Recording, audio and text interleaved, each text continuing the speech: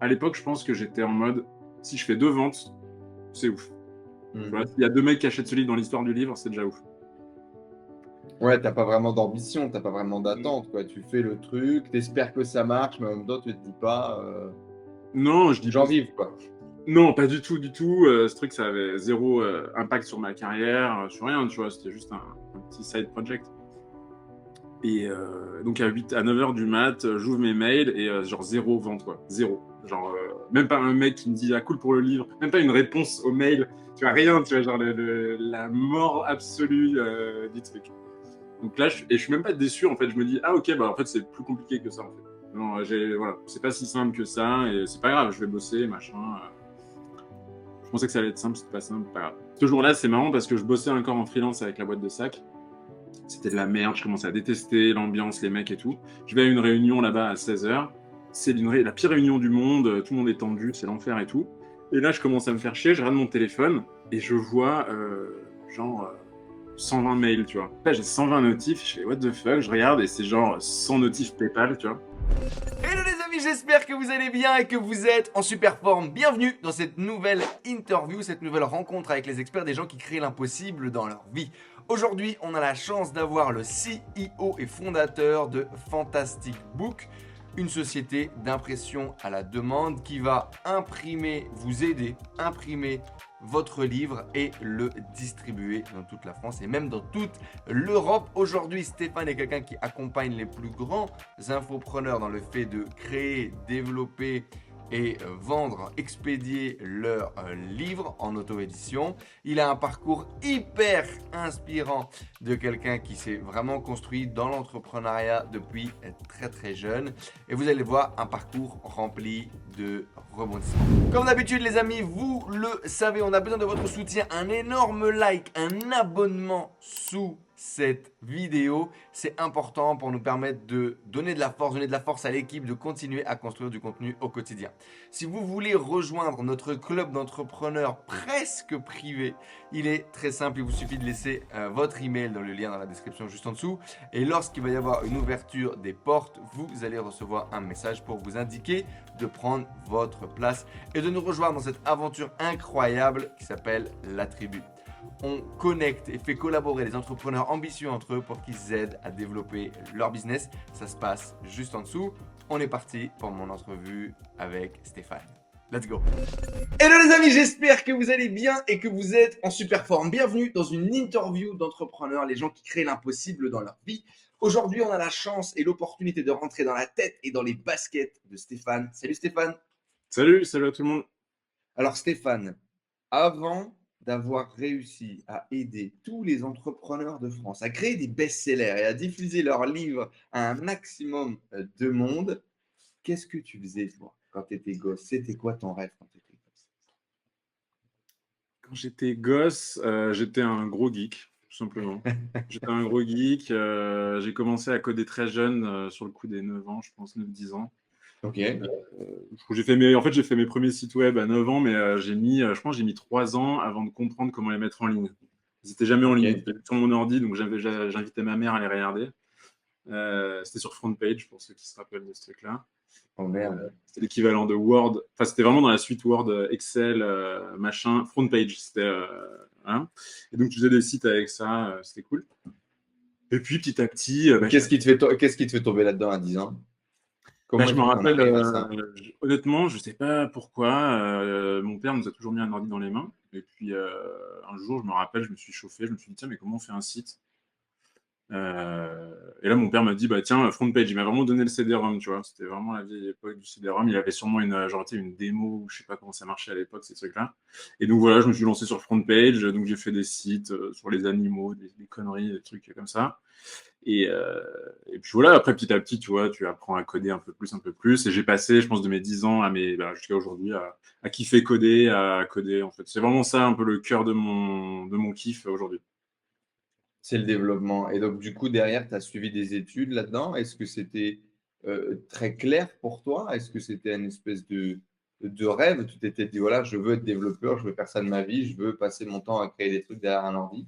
Non, pas du tout. Même, tu vois, pendant le lycée, j'ai fait un énorme rejet parce que je pense que c'était pas cool aussi de coder. Il y avait ce truc-là. Mais il y a aussi le truc où quand tu codes comme un porc de tes 10 ans à tes, je sais pas, t'as quel âge, 16 ans au lycée, forcément, tu mets ta vie sociale de côté aussi. C'est un peu toujours ce problème-là quand t'es un gros geek, c'est que Bah, c'est t'arrives pas quasiment à... l'un appelle l'autre, c'est-à-dire que tu es plus introverti, tu te mets dans l'ordinateur, et si tu te mets dans l'ordinateur, tu deviens encore plus introverti et dans ta grotte. Ouais. Exactement. Ouais. Et du coup, quand tu arrives à 16 ans, tu te rends compte qu'il y a peut-être autre chose à faire que coder parce qu'il y a des potes, il y a des filles, il y a plein de trucs, il y a des soirées et tout. Et donc, c'est cool de faire, de passer par là, tu vois, et d'arrêter de coder. Donc là, j'ai eu un énorme rejet. Par contre, j'ai vraiment voulu arrêter. Genre, je voulais plus toucher un ordi. Pour moi, les ordis, c'était un truc de con. Je voulais pas du tout devenir développeur et tout. Tu vois, c'était un énorme rejet. Euh, et au final, j'ai repris la drogue du dev quoi 4 ans plus tard, tu vois, un truc comme ça. C'était juste une petite césure. Mais il y a vraiment eu ce rejet très fort. C'est pas évident en fait, voilà, comme tu disais, de manier une vie sociale, le code, c'est deux trucs qui sont un peu opposés. C'est con. Quand t'es jeune, j'entends, et peut-être plus à l'époque. Maintenant, j'ai l'impression que les devs sont des gens assez cool. Mais à l'époque, c'était quand même un peu autre chose, je trouve, je sais pas. Ouais, tu viens d'une génération où être un geek, c'est pas cool en fait. Ouais, Aujourd'hui, mais on est je dans vois une je vois des devs. génération Ouais. on est dominé aujourd'hui par Facebook, par Bezos, par ce genre de mecs qui sont devenus cool, Hmm. qui ont gagné de l'argent, qui ont bâti des grosses compagnies, donc qui sont devenus cool. Mais avant, c'était le geek un peu boutonneux qui sort pas de chez lui, qui joue aux jeux vidéo en slip, et c'est tout, quoi. Exact. Ouais. Et là, tu vois, je vois des youtubeurs, des développeurs youtubeurs maintenant, euh, Mhm. qui sont super cool, qui font des projets cool, tu sais, qui fédèrent des communautés de gens pas du tout développeurs, et qui incitent des gens à devenir développeurs, même à suivre des études de dev et tout. Ils ont des Et tu infos penses à partout. quoi? Tu penses à Harry? Ouais, j'ai suivi un peu Harry, mais il y a d'autres mecs, j'ai plus les noms. Honnêtement, je les suis pas passionnément, tu vois, mais je tombe dessus. Des fois, je prends du plaisir à regarder leurs vidéos, c'est cool.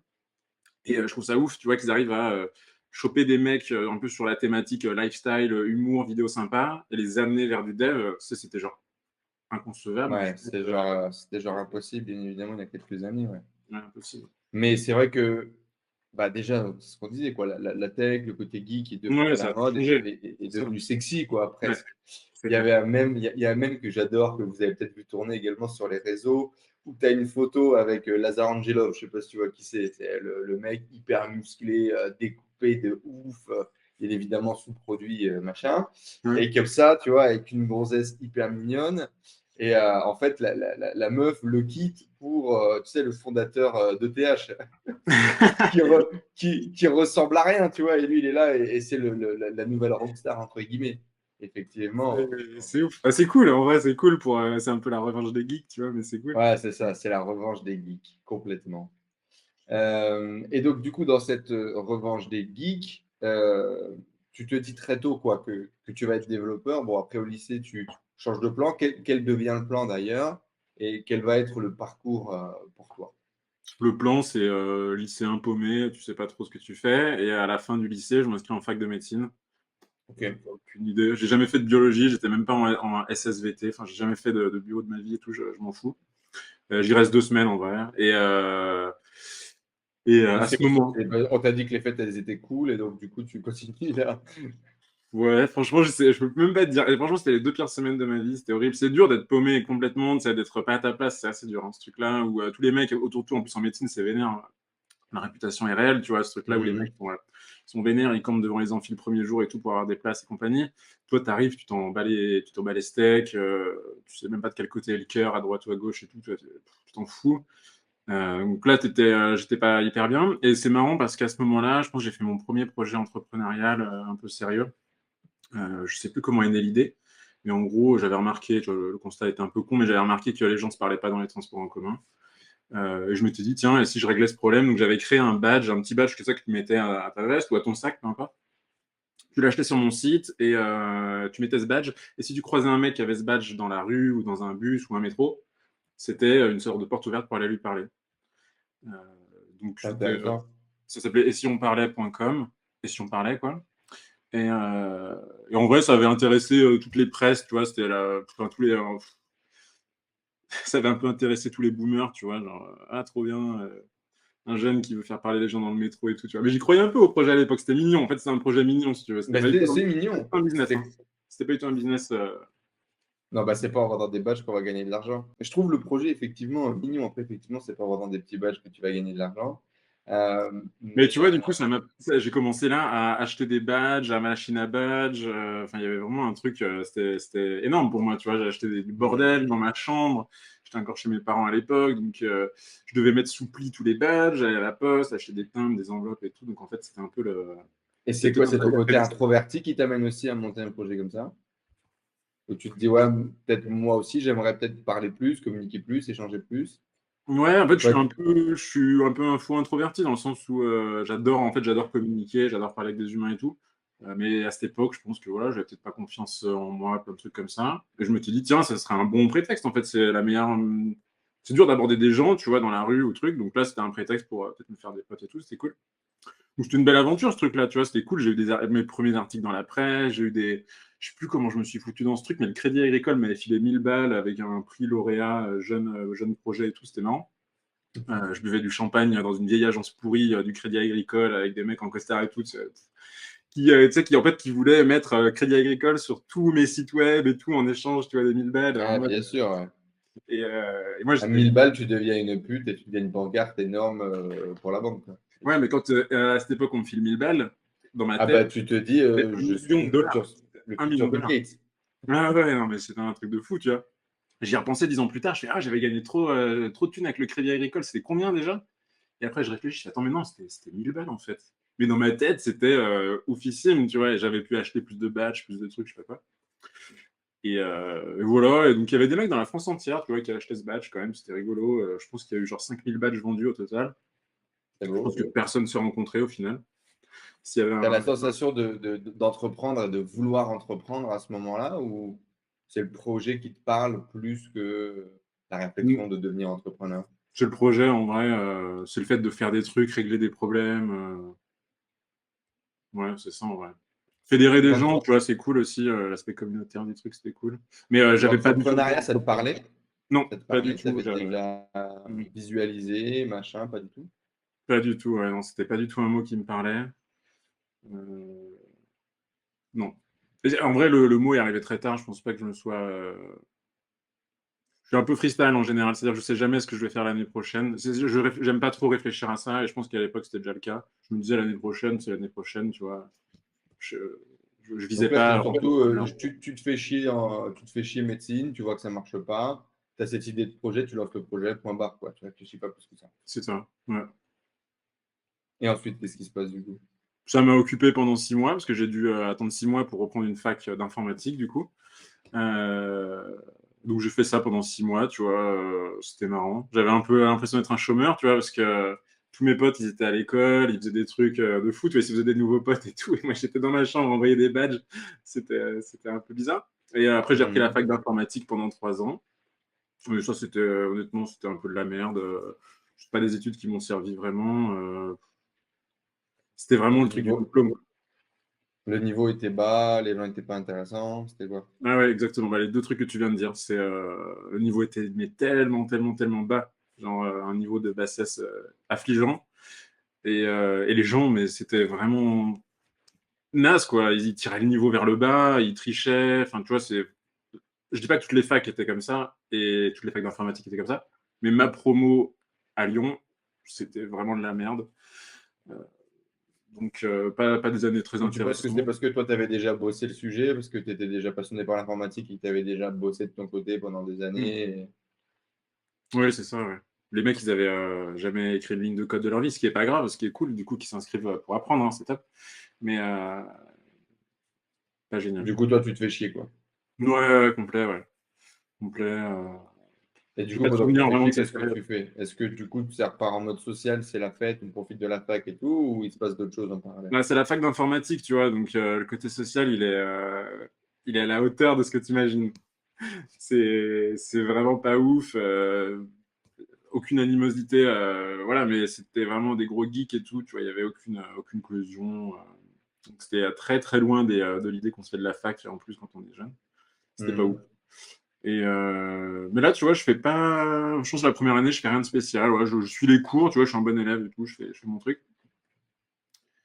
Et en fait, c'est plutôt la deuxième année que ça devient intéressant parce que c'est l'été, je cherche un job d'été, comme tout le monde.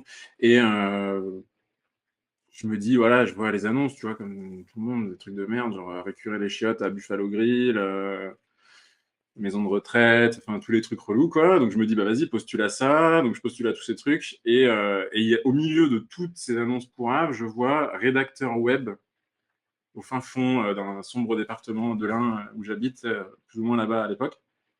Donc je me dis, what the fuck, comment ça se fait qu'il y ait une annonce pour un rédacteur web tu vois, dans ce trou Dans ce paumé, bled. c'est incroyable, incroyable.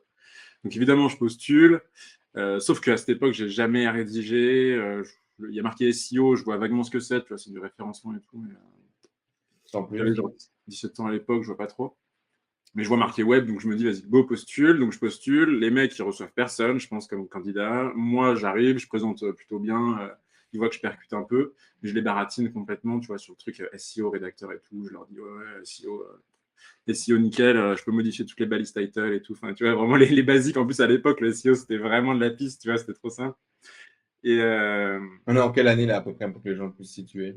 ouais, bah, c'était il y a 12 ans, donc ouais, 2008, un truc comme ça. 2010, pardon, ça va vite. 2010, ouais, 2009-2010. Hmm. Donc les mecs, voilà, tu vois, je les épate un peu parce qu'ils entendent parler de balise title, de keywords, de machin et tout. Il faut voir, le mec, ça a l'air d'être un expert incroyable et tout, tu vois. Donc là, ils m'embauchent pour le job d'été de rêve, tu vois, quand t'es un geek, on te dit, tu dois rédiger des textes sur du SEO au lieu de récupérer des shots, enfin, c'est juste parfait, quoi. Puis Et donc, nouvelle expérience aussi à ajouter, quoi, parce que tu connais rien en vérité, même si tu as fait ouais, tout le contraire. Hein. de ouf, ouais. Ouais, grave. Et du coup, voilà, j'embauche 2 semaines plus tard. Ce que je fais, c'est que vraiment la veille au soir ou 2, 3 jours avant, tu vois, je lis tous les articles de SEO que je peux. Et à l'époque, le web français était à fond, ça parlait que de SEO. C'était la grande, Mhm. grande époque de Twitter, la grande époque du SEO et des blogs. On arrivait sur la fin, ouais, on était, disons, à 3 quarts de l'époque blog. Il restait encore quelques années avant que ça s'arrête. Mhm. Euh, donc, si tu veux, tu tapais SEO dans Google, tu avais trop de blogs, trop d'articles, c'était passionnant, tu vois, c'était cool. Donc, je lis un max de trucs pour être calé le premier jour, tu vois, entre guillemets, et arriver avec plein de notions à expliquer aux mecs et tout. Et donc, c'est ce que je fais. Et, euh, et donc, ouais, je récite tout ce que j'ai appris la veille, en gros. Et le mec est en mode, ah putain, ok, tu t'y connais et tout, tu vois. Donc, le lendemain, je fais pareil. Le soir, je bourrine, et le lendemain, je lis sur des nouvelles notions. Et je fais ça pendant quelques jours. Et je me dis, ouais, ça va pas tenir la route, tu vois, il faut que j'ai plus d'expérience, sinon ça va se voir. Et là, je décide de créer un blog. Je me dis, meilleure façon de faire, c'est je crée mon petit blog perso de mon côté. Voilà, je fais du SEO bourrin dessus, je teste des trucs, je vois ce que ça donne. Et donc, je crée un blog à l'époque qui s'appelle apprendre-à-manipuler.com. C'est un blog de psycho où tu T'aimes apprends à ça? manipuler. Pourquoi est-ce que tu vas sur le sujet? Je lisais un max de livres là-dessus depuis toujours. Des trucs de PNL, psycho, dev perso, trucs comme ça. Très orienté psycho. Et comment t'as démarré à lire des bouquins comme ça? On se lève pas un matin en se disant, bah tiens, il y a de Par la rapport à quoi tu psychologie. Comment est-ce qu'on démarre à lire de la psycho? Qu'est-ce qui t'amène sur le dev perso, la PNL et tout ça? En vrai, c'est daubé. En plus, j'étais à la Fnac, je crois que j'ai vu le livre de Joseph Messinger, ou Messinger, je sais pas comment on dit. Euh, le pouvoir caché de vos gestes, un truc comme ça. Ok. C'était un truc où chaque page, c'est si la personne si la personne a une bague ici, alors ça veut dire ça. Si elle a une bague ici, si elle a 2 bagues ici, si elle fait comme ça, si elle fait comme ça, si elle fait comme ça. Enfin bref, tu as tous les gestes de la planète, le truc est fait comme ça. Et tu as une conséquence derrière. À chaque fois, avec du recul, c'est daubé, tu vois. Il y a des trucs vrais, évidemment, mais globalement, c'est de la surinterprétation complète, tu vois. Ok. Mais à l'époque, tu sais, j'avais 17 ans, je me dis, oh mon Dieu, mais attends, si j'apprends ce livre par cœur, je suis Batman, tu vois, je peux faire ce que je veux. Tu vas devenir un king. C'est ça, tu peux tout comprendre, tu peux tout faire et tout, c'est incroyable, tu vois. Je pense que plein de Ok. gens ont le même sentiment quand ils découvrent ce genre de livre, tu vois, c'est en mode putain, mais il suffit que je l'apprenne par cœur et je sais décrypter l'humain. Et du coup, ça me passionne, et là, j'achète des vrais livres, les grands classiques, petits traités de manipulation, etc., etc. Et quand vient l'idée de créer un blog pour m'entraîner sur le SEO, histoire d'être moins une brêle et tout face à mon employeur, je me dis, bah, vas-y, psycho, tu écris plein d'articles de psycho, tu spams à fond Google avec des backlinks pourris sur des trucs de psycho, voilà, tu tentes le truc avec la psycho, quoi. Et donc, Tu as déjà compris comment fonctionne le SEO, visiblement.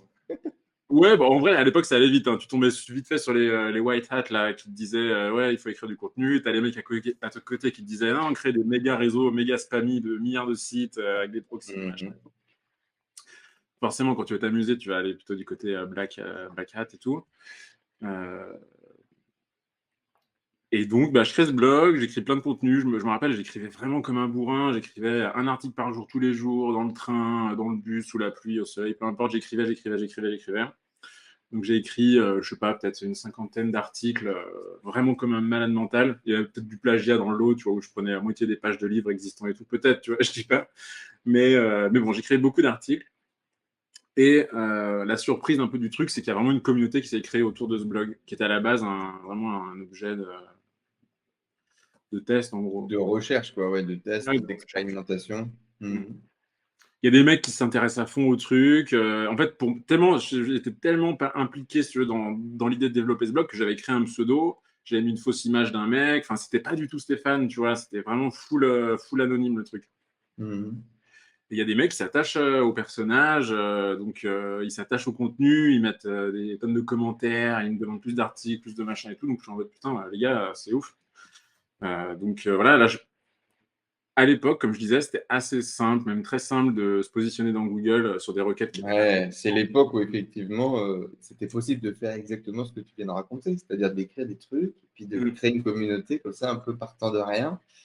Aujourd'hui, tu pourrais ramer dans la sandbox pendant des mois et des mois et des mois avant que quiconque ne lise ton article. C'est clair, c'est clair. À l'époque, c'était un autre monde. Ouais. Et à l'époque, en gros, tu chopais 2-3 backlinks. Donc, pour ceux qui connaissent pas trop, c'est tout simplement te démerder pour qu'un autre site web fasse un lien vers ton site web à toi. C'est la manière dont Google gère un peu la notoriété d'un site. Si plein de gens parlent de toi, tu es populaire. Un peu comme une cour de récré, on va dire. Et donc, à l'époque, soit tu allais voir vraiment des mecs et leur dire hey mec, regarde mon site, ça te dit, tu mets un lien vers mon site sur ton site et tout. Soit tu faisais toi-même, c'est-à-dire que tu créais plein de faux sites avec du contenu complètement pourrave. C'était des générateurs de textes qui prenaient des textes, qui remplaçaient des mots. C'était de la bouillie illisible pour un humain. Mais Google était trop bête à l'époque pour savoir faire la différence entre un contenu généré dégueulasse. Oui, donc tu faisais du black hat quand même. Black Hat, et donc j'ai spammé comme un porc des milliards de blogs pourris et tout que je créais moi-même, des réseaux de sites et tout. À l'époque, pour ceux qui faisaient du Black Hat, c'était avec Signuke. C'était un outil, vraiment une usine à gaz incroyablissime. Quand tu avais ce truc devant toi ouvert, tu avais l'impression d'être devant une centrale nucléaire. À la NASA, ouais. Ouais, c'est ça. Tu avais des centaines de milliards d'options, tu pouvais spammer des milliards de sites, tu pouvais acheter des centaines de proxys à des Pakistanais bizarres et tout. C'était ouf, c'était vraiment c'était trop beau ce truc, tu vois. Et du coup, je pense que tu as dû acquérir les compétences nécessaires pour réussir ton job d'été, non? Ouais, de ouf. Du coup, très rapidement, j'ai positionné le site assez bien. Les mecs étaient grave contents. Et donc, je frôlais tout le temps avec cette histoire de sandbox. À l'époque, elle existait déjà. Elle était toujours, c'est toujours un peu le truc caché derrière l'arbre, quoi. Mais pour tomber, il fallait vraiment, vraiment, vraiment faire du sale, du très, très sale et que du sale, tu vois.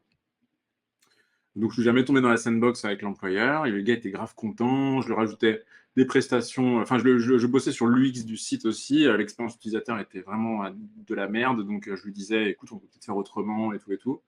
Et donc là, j'ai commencé à toucher à plein de trucs liés au business, faire plus d'argent sur son site. C'est là où j'ai vraiment mis un pied dans le truc. C'était une bonne boîte, c'était un bon entrepreneur. C'était vraiment, ils avaient un projet sympa. Ah, la boîte, vraiment gros respect pour le mec. En fait, c'était vraiment un papa, si tu veux, un mec de 50 ans en costard et tout et tout. Il avait créé une matière textile hyper résistante. Tu pouvais pas la détruire. Et donc ça, il le vendait aux armées françaises et peut-être à d'autres armées, etc. Donc il faisait des toiles de tente, plein de trucs comme ça dans un entrepôt, là, au fin fond de l'Ain. Et il s'est dit, bon, pour faire du business, et si j'utilisais mes chutes pour faire des sacs à dos pour le grand public, en fait. Ok. Et j'ai les machines pour les personnaliser en plus. Donc si les gens veulent mettre une photo de leur chat sur leur sac, je peux le faire. Donc c'était ça Partir à la guerre. Pour partir à la guerre, oui. Et du coup, commence à développer son image sur Internet et c'est un peu pour ça que tu es arrivé, quoi. C'est ça l'idée? Il a pris un mec qui était un peu un branlo et il lui a confié le projet avant que j'arrive et c'est ce mec qui m'a embauché en job d'été. Et donc le mec, c'était un espèce de dev un peu naze et tout je pense qui a fait un peu couler le projet, mais bon après moi je m'en fous, j'avais pas d'affect par rapport à tout ça. Le truc avait un potentiel, tu vois, c'était intéressant quand même, du sac personnalisé en 2008, c'est cool, tu vois, c'est bien avant les histoires de POD, c'était du made in France, de la grosse qualité et tout, donc il y avait un énorme potentiel, mais voilà, pas très bien géré niveau business, Encore le développer, quoi. complètement, ouais. Mais du coup, à ce moment-là, tu mets vraiment les mains dans le web pour la première fois. Enfin, non, la Mm. deuxième fois avec l'expérience des batchs. Ouais. Et plus en profondeur, certainement, vu que tu découvres toutes ces compétences de SEO. Et Mhm. puis également, tu vois un peu plus l'impact marketing et business aussi, du coup, de l'activité. Ouais, c'est ça. Et en fait, ce qui a vraiment, si tu veux, l'expérience là, dans la boîte de sac, c'était cool, mais c'était vraiment juste une porte d'entrée vers mon site apprendre-à-manipuler.com en fait. Rapidement, je me suis barré de la boîte de sac là. Je les ai pris en presta auto-entrepreneur quelques mois après et tout, c'était cool, mais ça s'arrête là. Mais le truc, Ça c'est se que fait tout seul, ça? De stagiaire, on passe à entrepreneur et on facture. ouais, ça s'est fait tout seul. Les mecs étaient trop chauds de ce que je faisais. J'avais placé leur site, si tu veux, ils étaient nulle part et d'un coup, ils arrivent premiers sur des requêtes stylées pour eux et tout. Donc, ils font du trafic, ils font des ventes. Malheureusement, les taux de conversion, putain, ça devait être de l'ordre de 0,1%, tu vois. Tellement leur site était naze. Donc, tu avais beau amener du trafic, ils faisaient pas de thunes et ça m'a désespéré assez rapidement et il fallait tout casser le site et les mecs étaient un peu voilà, englués dans leur truc. Mhm. Mais ils étaient chauds, tu vois, ils voyaient le trafic, ils se disaient putain, mais trop bien et tout. Donc après ton job d'été, qui était genre un CDD payé au SMIC ou je sais pas quoi, tu vois, bah viens, prends-toi un statut et puis on te reprend comme ça, tu vois. Donc Donc, là, c'est il y a comme ça que tu crées ta première boîte, entre guillemets. je pense que c'était ça et en parallèle, j'avais besoin d'un statut parce que j'avais aussi un peu d'ambition maintenant sur le site de Psycho. Je m'étais dit, tiens, il y a peut-être moyen de se faire un peu de thune avec le site de Psycho, mais j'y reviendrai. Et ce qui était intéressant, c'est vrai que c'était la partie où tu passes de salarié à freelance et il faut trouver une tarification, quoi. Mhm. Et t'es jeune en plus, à 17 ans ou 18 ans, je pense, à peine majeur, et du coup, bah, t'es là, t'es prêt à accepter 10 balles de l'heure en général, tu vois. Enfin, tu t'en fous, en fait, t'as un taf, c'est déjà incroyable. Le mec me payait le bus, donc si tu veux, j'étais ouf, moi, j'avais l'impression d'avoir d'être un train de vie, tu vois. Genre, le mec, il me payait le train ou je sais plus quoi pour y aller, j'étais en mode putain, je suis défrayé, quoi, c'est fou. Je peux pas lui demander plus de 10 balles de l'heure. Enfin bref, tu vois, c'est quand t'es jeune, quoi, c'est normal. Et heureusement, mon père était de bons conseils, tu vois, lui, il avait vécu, il est libéral, donc il a toujours eu cette notion de facturer le client et tout, donc il m'a dit non, non, mais facture un truc un peu décent et tout. Il m'a donné une somme, putain, je sais plus combien c'était, mais à l'époque, j'ai pété un câble. Il m'a dit ça, je lui ai dit non, putain, t'es fou. Je peux pas leur demander genre 40 balles de l'heure. C'est pas possible, tu vois, c'est monstrueux. Et voilà, c'est Bah, marrant. ce qui est monstrueux pour un gamin de 18 ans, quoi. Surtout qu'il pianote sur son clavier et qu'il n'a pas vraiment la sensation ou de bosser ou de truc ou de machin. Ouais, mais c'est fou, tu vois, ça te met dans des états de Et du fou. coup, tu oses le faire, tu le fais, ça passe? Je le fais moins que ce que me préconise mon père. Je dois foutre allez, je dois être à un truc cool, tu vois, genre 30 balles de l'heure, un truc comme ça. Genre 100 € par jour, quoi, grosso merdo, un truc du genre, un truc. Ouais, ça doit être un délire comme ça, ouais, je Mhm. pense. Je suis super content de ouf, tu vois, c'est incroyable. Euh, et donc, ce qui est cool, c'est surtout qu'en parallèle, les mecs sur le site de Psycho, ils sont comme des oufs, ils adorent le contenu et tout. Et T'as grande continué, du époque. coup, tu as publié un article pendant combien de jours d'affilée? J'ai publié un article par jour pendant plus d'un mois et j'en écrivais peut-être deux par jour parfois, donc j'étais à une cinquantaine là, déjà d'articles, un truc comme ça. Donc ça a été vraiment le bon move de ma part. D'écrire autant, c'est une sorte de capitalisation qui est priceless, tu vois, parce qu'en fait, le Mhm. plus tu commences tôt, tu peux pas récupérer le temps perdu en fait sur de la publication d'articles. Donc commence tôt, ça c'est top. Bourrine, bourrine, bourrine. Et franchement, ça, après, tu te dis, putain, j'ai 50 articles dans les mains qui commencent à se passer depuis 6 mois dans Google. Ce truc-là, ça vaut cher, quoi. Ça vaut de l'or en fait. Après, il y a beaucoup de taf pour gagner de l'argent, mais en tout cas, tu as déjà ce truc-là qui est priceless, quoi. Tu as cette base sur laquelle tu vas pouvoir travailler. Ouais. Et alors, du coup, tu décides de te dire, OK, il y a des commentaires, il y a des gens, il y a du trafic, je vais essayer de développer ce projet. Ben, moi, du coup, j'étais un conditionnel de gens de Web Marketing Junkie à l'époque. que je suis toujours d'ailleurs et tout. Et voilà, il a Alors, pas Jean mal. Rivière, pour les plus jeunes qui nous suivent, Jean de Rejoindre le Mouvement, Jean de Marketing, je ne sais plus quoi, Jean C'est ça.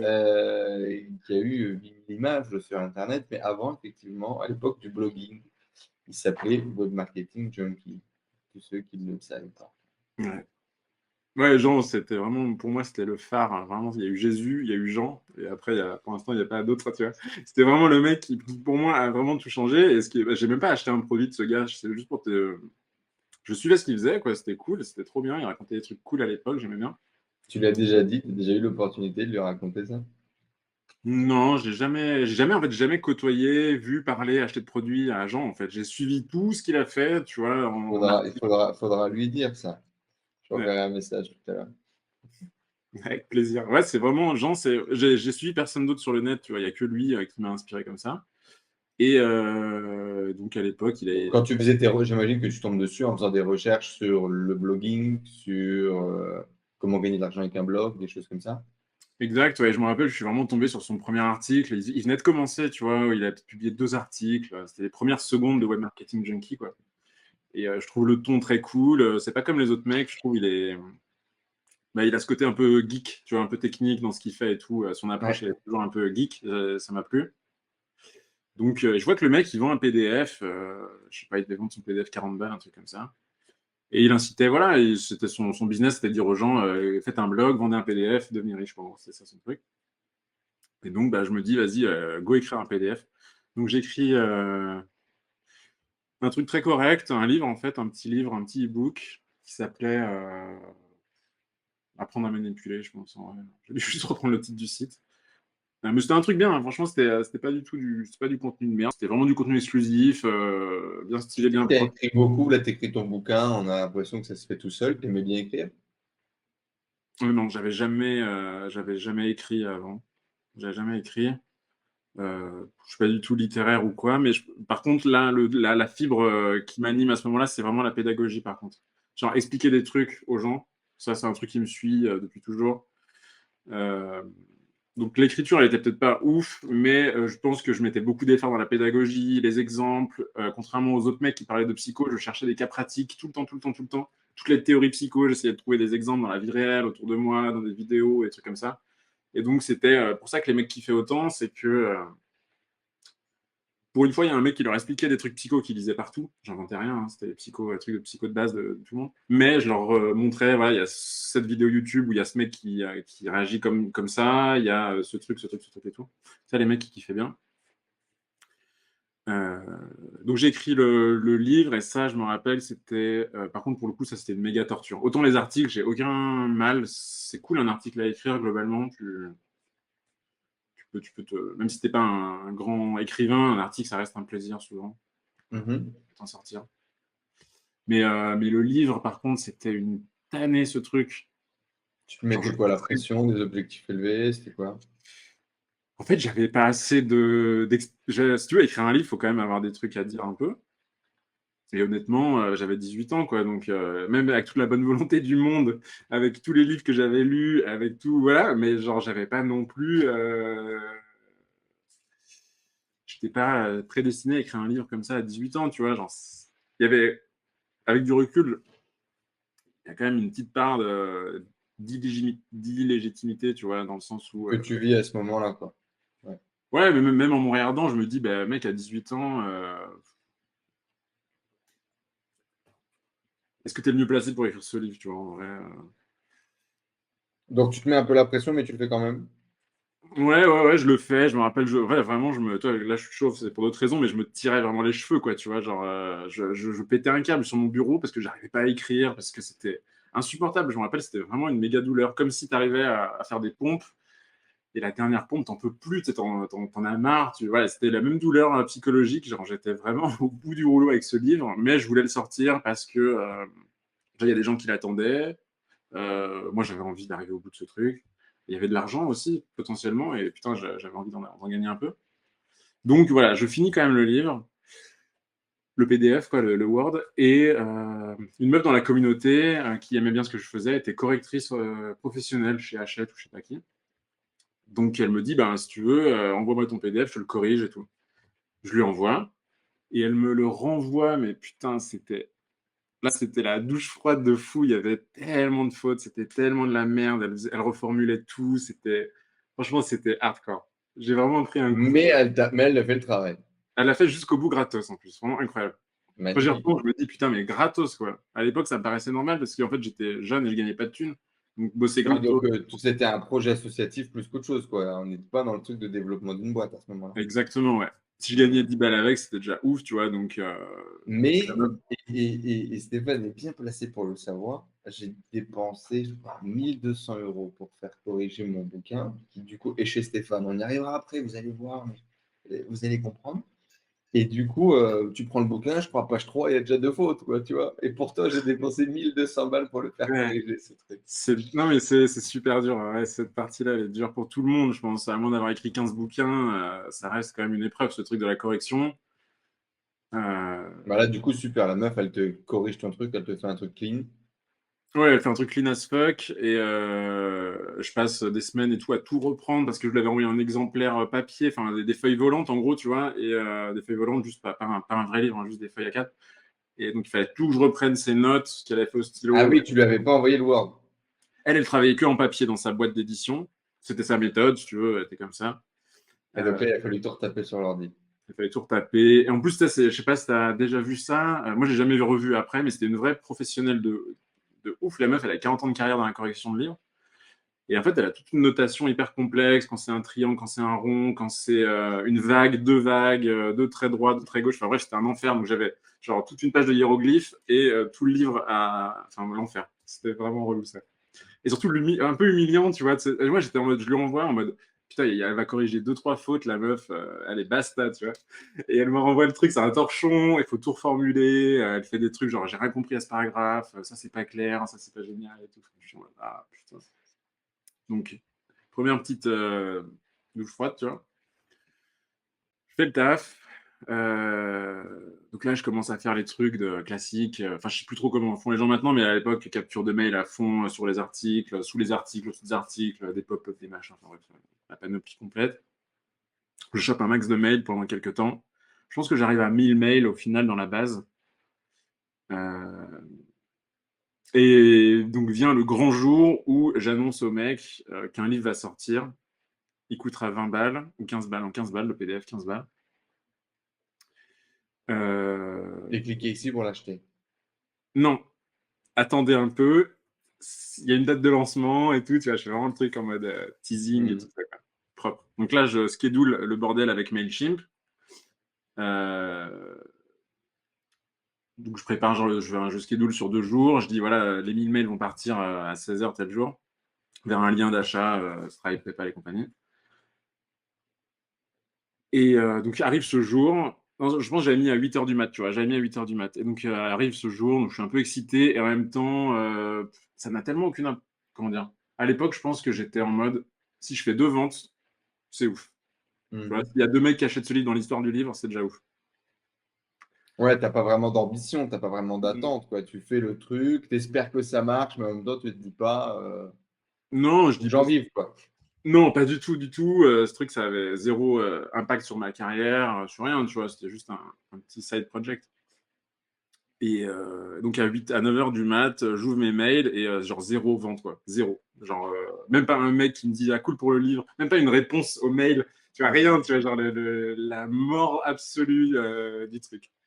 Donc là, je suis même pas déçu, en fait. Je me dis ah ok, bah en fait, c'est plus compliqué que ça, en fait. Non, voilà, c'est pas si simple que ça et c'est pas grave, je vais bosser, machin. Je pensais que ça allait être simple, c'était pas simple, pas grave. Ce jour-là, c'est marrant parce que je bossais encore en freelance avec la boîte de sac. C'était de la merde, je commençais à détester l'ambiance, les mecs et tout. Je vais à une réunion là-bas à 16h. C'est la pire réunion du monde, tout le monde est tendu, c'est l'enfer et tout. Et là, je commence à me faire chier, je regarde mon téléphone et je vois genre 120 mails, tu vois. Je me Waouh. dis, what the fuck? Qu'est-ce qui se passe là? J'avais complètement zappé l'histoire du Oui, lancement et parce tout. que c'est aussi une époque à laquelle tout le monde avait sa boîte inbox zéro, systématique. On C'est ne se vrai. faisait pas spammer comme aujourd'hui. Ça peut vous paraître fou, mais effectivement, du coup, il avait l'intégralité des notifs, je suis sûr, de ses emails. Et Ouais. normalement, il avait toujours sa boîte mail à zéro. C'est un peu ça? Exact, bah ouais, à l'époque, t'avais très Ouais. peu de notifs, hein. T'avais 0 notif à l'époque, t'avais ta mère qui t'appelait, un pote, et puis voilà, c'est tout, quoi. Pizza Hut, tu vois, qui t'envoyait le spam. Eux, ils sont forts depuis toujours, tu vois, pour les spams. Ouais. Et donc là, j'ai 120 notifs, je fais what the fuck, je regarde, et c'est genre 100 notifs PayPal, tu vois. Et donc Waouh. là, et ouais, et là, je pète un. En fait, je suis en pleine réunion, les mecs me parlent à moitié et tout, tu vois. Et là, je pense que je deviens tout blanc. Enfin, clairement, je me dis, ouais, attends, qu'est-ce que c'est ce bordel et tout. Et, euh, et là, en fait, je réalise que, putain, en fait, ce qui s'était passé, c'est que Mailchimp était configuré sur l'heure américaine. Et j'avais genre 8 heures de décalage sur la L'email, il programmation. n'est pas parti à 8 heures en fait. Parti C'était à tout 8 de heures, il suite. est parti à 16 heures, ou je sais pas, à 14 heures, un truc comme ça. Mhm. Et donc là, j'ai pété un câble, c'était trop cool, quoi. C'était ouf, c'était vraiment les montagnes russes. Au final, j'ai pas fait un pognon incroyable, tu vois, mais c'était fou pour l'époque. J'ai dû gagner. T'en vends combien? T'en vends 100 du coup, jour 1? Ouais, je dois en vendre une centaine. C'est fou, hein, 1500 balles en une journée quand même, ça reste incroyable. Ouais, ouais, j'ai fait peut-être 1000 balles. Ouais, j'ai peut-être gagné 1000 balles. Et puis après, le jour 2 beaucoup, beaucoup moins. Et voilà, peut-être le premier mois, j'ai peut-être fait 2000 balles, un truc comme ça. Mais là où Incroyable. c'est vraiment cool, c'est que les ventes ont continué en fait régulièrement. Évidemment pas sur ces volumes-là, mais je faisais une vente, deux ventes, trois ventes par jour, naturellement après le lancement en fait, grâce aux petits encarts à Qu'est-ce droite à qui se gauche. passe à ce moment-là du coup? Qu'est-ce qui clique dans ta tête sur plusieurs sujets, sur le fait de gagner de l'argent quand tu ne travailles pas, sur le fait de gagner autant d'argent par ces moyens-là, par un truc que tu as créé, produit toi-même? Comment est-ce que tu vis ça? Euh, Au début, je Déjà, pense est-ce que que tu le conscientises ou est-ce que tu ne le conscientises pas déjà? j'ai pas trop le souvenir. En tout cas, ça n'a pas été une épiphanie le truc en mode Mhm. passe quelque chose, tu vois. Je me rappelle que je pensais que je faisais une bêtise par contre, parce que je l'ai pas du tout dit à mes parents. J'ai attendu genre un an avant de dire à mes parents que je gagnais de la thune sur Internet, tu vois, vraiment avec un livre et tout. Ils pensaient que je faisais, je sais pas, des jeux vidéo, j'en sais rien, tu vois. Ils s'en foutaient de ce que je faisais. Donc au fond de moi, il y avait un peu ce côté-là de mec, qu'est-ce que tu es en train de foutre là? Est-ce que c'est normal, tu vois? Il y a vraiment ce truc-là, je Tu pense. avais un peu la sensation que c'était mal ce que tu faisais? Je pense qu'il y avait un peu le truc de mec, t'es en train de vendre des PDF. Est-ce que ça a du sens, tu vois? Est-ce que c'est bien? Est-ce que c'est bien pour les gens? Est-ce que même après des questions à la con, tu sais, est-ce que je suis en règle avec les impôts, les machins, enfin, tu vois, toutes ces questions-là, et du coup, je m'étais dit, putain, mais qu'est-ce que je suis en train de foutre, en fait, là, avec cette sorte PDF et tout. Et en même temps, c'était grisant, évidemment, tu vois, j'étais accro aux notifs, tu découvres ça, je sais pas si tu te rappelles de tes premières ventes, mais je passais littéralement chaque minute à regarder mon téléphone, quoi, pendant des mois. C'était vraiment des shots de dopamine et tout qu'il fallait arrêter un moment, parce que c'était juste impossible de vivre avec ça. Mhm. Donc à un moment, je me suis interdit de regarder mon téléphone, j'ai coupé les notifs et tout, mais ça a duré très longtemps, ce truc-là où je regardais mon téléphone tout le temps, tout le temps. Puis il s'installe le truc où quand tu fais pas de vente, c'est déprimant, c'est très dur. Tu te dis c'est terminé. Tu vois, au bout de 2 jours, tu fais pas de vente. Tu te dis bah c'est mort, et puis ça reprend, et puis voilà. Là, j'arrive dans cette période où je suis accro aux On notifs, fait te quoi. faire de l'oseille. Ouais, ouais, c'est pas des sommes de ouf, hein. Je pense que enfin, c'est très cool, hein. C'est trop bien. Je pense que j'ai dû arriver à 1000, 1200 et peut-être 2000 balles au max du max du max par mois. Donc, trop génial quand t'as, enfin, peu importe l'âge, mais quand t'as 18 ans, c'est encore plus ouf. Et Et donc à ce moment-là, du coup, ça y est, quoi, tu as deux pieds dans l'Internet, tu gagnes de l'argent avec Internet, tu gagnes ouais, un salaire même avec Internet. ouais, Tu es toujours à la fac, du coup, j'imagine. Tu dois plutôt avoir genre 19 ans à ce moment-là. ouais. Ouais, Et bah, du c'est coup, ça. qu'est-ce qui se passe? Qu'est-ce que ça crée comme déclic? Vers quoi ça va découler? Honnêtement, Parce que moi qui sais aujourd'hui un peu le point d'arrivée, je me dis, est-ce qu'il y a une connexion ou pas? Est-ce que c'est ouais, un il y a peu une une énorme. Si, la provocation? connexion, elle est énorme. Si, si, ouais, la prochaine étape de ce truc-là, c'est je me dis, mec, arrête de vendre des PDF. En fait, dans ces états, je pense que je me dis, pour que mes parents comprennent ce que je fais, ce qui est, je pense, un truc humain un peu de base, tu as envie que tes proches, les plus proches, comprennent ce que tu fais. Mhm. Voire, honorent un peu ce que tu fais, tu vois, se disent, c'est cool. Je me dis, je peux pas leur parler d'un PDF, il faut que j'ai un vrai bouquin dans les mains. Et donc, je cherche des solutions, comment transformer un PDF en livre. Et là, je tombe sur des sites. un peu de merde et tout, mais bon, c'est des imprimeurs tu vois, genre dans le nord de la France qui font des trucs et tout. Amazon n'existait pas à l'époque. Amazon ne faisait pas ce Non, truc d'impression de livres et tout. Ils n'étaient pas pas en développés France, comme. ils faisaient déjà ça, mais aux US uniquement. Ça Hmm. arrivait en France un peu plus tard. Donc là, l'histoire du print on demand, ça émerge tout juste. Je trouve une boîte en France qui en fait.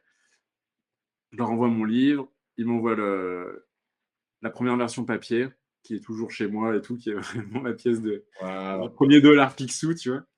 Et donc là, je me dis, putain, ça pète, ça pète, tu vois, d'avoir son livre et tout. Donc je commence à augmenter le prix. Je propose une version PDF, une version papier. Et j'imprime un stock de 100 livres, je les envoie dans ma chambre, et c'est là que l'expérience des badges, quelques années plus tôt, a servi, c'est que je sais comment acheter des timbres, les enveloppes, les machins, aller à la poste et tout. Ça me resserre, tu vois, je retrouve vraiment, carrément, je récupère des enveloppes du truc et tout. Euh, Et donc voilà, les mecs, je leur Et envoie. à ce moment-là, du coup, c'est un peu ma petite entreprise. Est-ce que, du coup, comment est-ce que tes parents réagissent? Non, je Comment leur est-ce que toi, envoie. tu te positionnes par rapport à ça? Est-ce que tu conscientises un petit peu que tu es en train de créer un business ou pas du tout? Non, honnêtement, je me dis encore ce truc, le mois prochain, il coule. Tous les mois, je me dis ça. Je me dis, il n'y a aucune chance que le mois prochain, il y ait 40 mecs qui veuillent acheter ce livre. Il n'y a pas de chance. Mathématiquement, c'est impossible que 40 mecs veuillent acheter ce bouquin à nouveau. Tu vois. Et tous les mois, il y a 40 nouveaux mecs, 50, 60, 100 et tout qui achètent le livre. Donc, chaque fois, je me dis, putain, mais c'est ouf, tu vois. Euh, Ça te fait quoi Après, d'être un auteur? Tu conscientises ou pas ça? non, pour moi, je suis un vendeur de PDF, là, pour l'instant. Je suis pas du tout auteur. Même Euh, quand tu as le bouquin papier, que tu as ton nom sur le bouquin, tu as écrit avec ton pseudo, ta nom de plume ouais, je te dis, j'avais le pseudo des premiers jours, là, c'était Félix Boussa. Donc les gens me connaissent que sous ce nom-là. Euh, non, je réalise pas. Auteur et tout, non, je suis pas du tout auteur, je suis vraiment un vendeur de PDF, tu vois. Qui vend du papier maintenant pour faire genre, il est dans la cour des grands. Un peu ce Il est truc-là. sympa, ouais. Ok. Tes Et, parents, comment réagissent? je leur dis pas du tout pendant des mois, donc je fais mon business et tout. Je sais pas. Ils tiltent pas, ils se disent que j'envoie encore des badges, je sais pas, enfin, ils s'en branlent un peu. Et donc un jour, je leur dis, vraiment, tu vois, en mode. Je me rappelle, je sais pas pourquoi je m'étais mis cette pression, c'est un peu con, tu vois. J'y suis vraiment allé en mode coming out, tu vois. Genre, Ouais. on Bon, parle. voilà, c'est mon livre. C'était marrant, je me rappelle et tout de la scène. Et ils étaient trop contents, tu vois, ils étaient un peu choqués en mode, mais attends, ça fait depuis quand et tout et tout. Donc, je leur dis que je gagne plus d'un SMIC par mois et que ça se passe bien et tout. Donc, ils flippent un peu, tu vois, un peu pour les raisons que je te disais tout à l'heure. Ils doivent se dire, mais attends, mais qu'est-ce que c'est cet argent? Je pense que c'est un réflexe normal. Mais bon, ils sont très contents, ils s'en branlent la moitié aussi, tu vois. Il y a un peu ce truc-là. Ils comprennent pas trop, je pense. Ils voient juste. Je sais même pas ce qu'ils voient en vrai, putain, je sais pas. Ce serait intéressant. J'aurais bien aimé être dans leur tête à ce moment-là. Un projet de gamin, quoi, peut-être. Un Ouais, truc, ouais, ouais, un projet de gamin, ouais. même si ça sort un petit peu d'argent, c'est pas très grave, on s'en fout un Ouais, peu, pas trop d'importance. c'est ça. Mhm. Et, euh, et donc, c'est un peu frustrant aussi, je me rappelle, sur le moment, c'est un peu frustrant. T'attendais le tapis rouge, t'attendais un peu qu'on te mousse. Je suis pas trop dans ce délire, mais quand même, j'étais un peu surpris par le fait que pour eux, c'était OSEF, quoi. Tu vois, genre, ça faisait quand même des mois, genre peut-être un an que je me faisais chier avec ces histoires de livres et tout, tu vois. Et, mais j'attendais pas plus de reconnaissance que ça, Tu fais mais ça tout seul à ce moment-là. Tu trouves peut-être de personne, t'as personne autour de toi, t'as pas de réseau, t'as pas de potes qui font des projets similaires, tu es vraiment tout seul non. dans ta cave, dans ta chambre, en l'occurrence. Ouais, Et tu te démerdes, tu passes ta commande de 100 bouquins, tu poses des questions à personne, tu vas au bout de ton projet tout seul, quoi. ouais, c'est ça, ouais. Ouais. Et, je me fais des potes, en fait, un peu dans le délire sur le net, parce que voilà, les blogs amenaient des rencontres, c'était cool cette époque aussi pour ça, sans faire le vieux con du tout, hein. C'est pas le sujet, mais en tout cas, à l'époque des blogs, euh, c'était vraiment chouette la connexion que tu pouvais créer avec d'autres blogueurs. C'était un peu intense des fois. Euh, et donc, je me fais des potes, notamment Philippe, qui est mon meilleur pote aujourd'hui, que j'ai rencontré par ce biais. Il avait un site aussi. Et depuis, Super, je suis le parrain de sa fille et tout, tu vois. C'est trop vraiment. cute. Ouais. Les rencontres de vieux geeks du marketing sur les forums à l'ancienne. Oh, putain. Là, tu rigoles, mais c'est exactement ça. On s'est rencontrés sur un forum. Par mail, on a retrouvé nos premiers échanges de mails et tout, tu vois. C'est On cute. vous voit pratiquement, tu vois. Donc, ça, c'est chouette, tu vois. C'était une cool époque. Et donc là, bah, je me dis, bah, vends tes livres, donc augmente un peu les tarifs. Je pense que le livre, je le passe à 25 balles, ce qui me paraît énorme, ce qui est un beau prix pour un livre. Et il se vend Mhm. toujours bien. En plus, du coup, il n'y a pas de TVA à l'époque, je suis auto-entrepreneur, donc je fais des bonnes marges. Le PDF se vend bien. Honnêtement, ça roule. Et je pense que ça, c'est dans ma personnalité. Je me fais vite chier. J'aime pas trop grossir en hauteur. Je suis pas un mec qui vise les 10 millions de CA et 50 employés et tout ça.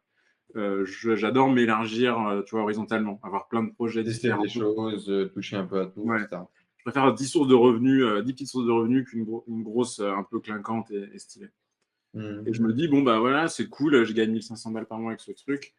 Mais si j'arrivais à trouver un autre mec qui écrit un livre, que je duplique ma méthode de vente avec son livre, que je prends un pourcentage, ça pourrait être pas mal comme histoire. Et si j'en trouve 2, 3, 4, si je trouve 10 mecs avec qui je fais ça, ça peut être cool, quoi. Vu que j'ai du trafic, je peux pousser leur livre à faire des ventes. Donc je rencontre Philippe, justement, mon fameux meilleur pote, qui a écrit un PDF, je l'améliore avec lui, on fait une couverture et tout, et tout, et tout. Et je lui prends un pourcentage sur ses ventes. Et donc, en fait, je découvre que je deviens éditeur de livres. Genre, vraiment, je découvre au bout d'un moment, je me dis, attends, mais faire ça et tout, ça n'a pas un nom et tout. Ce métier, comment ça s'appelle? Exactement. Donc, tout est fait, tu vois, tout à la zob, avec des pourcentages qu'on a créés nous-mêmes, une confiance tu sais, aveugle de deux mecs qui ne se connaissent pas sur Internet, des PayPal qui s'échangent, des machins. Et au final, on était juste en train de créer une maison d'édition avec moi, éditeur, et lui, auteur de la maison.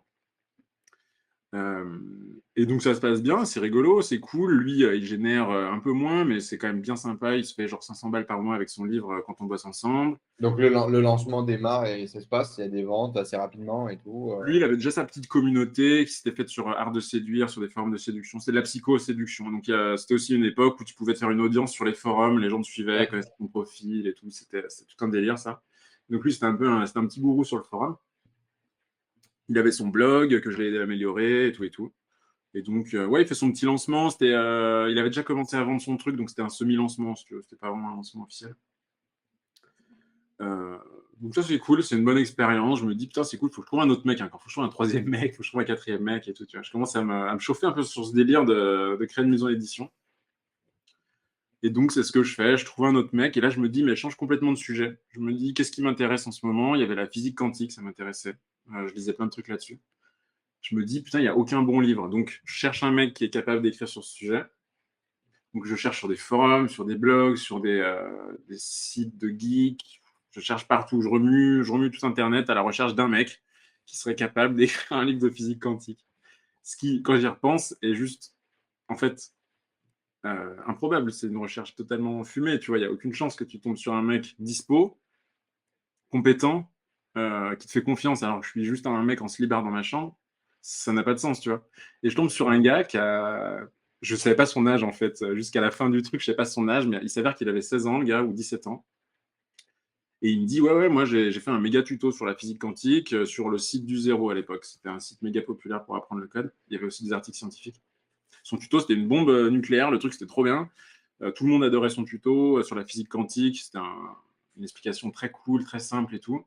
Et je lui dis, ben mec, enlève ton tuto, je te le transforme en livre et je te file du pourcentage sur les ventes.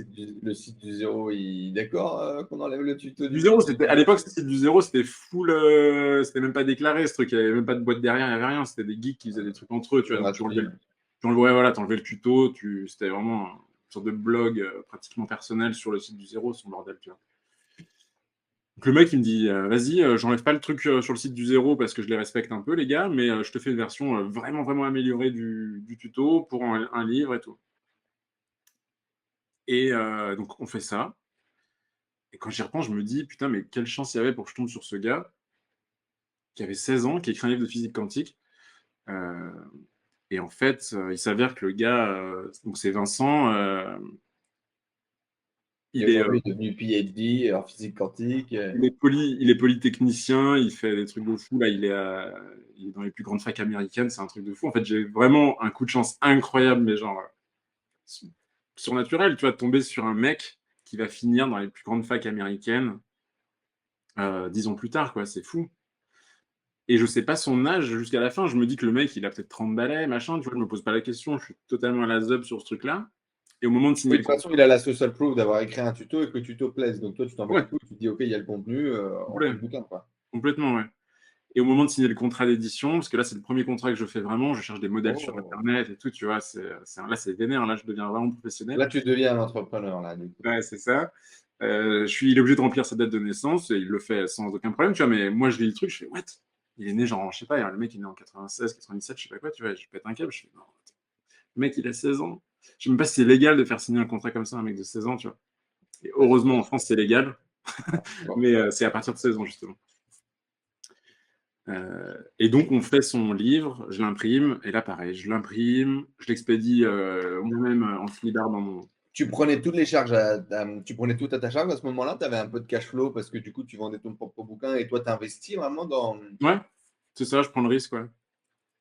Ah oui, donc on y va, quoi. Ouais, là, c'est vraiment T'es business. plus là en mode je prends un petit pourcentage des recettes en développant un blog en faisant du trafic, c'est je m'investis, je suis une vraie maison d'édition, quoi.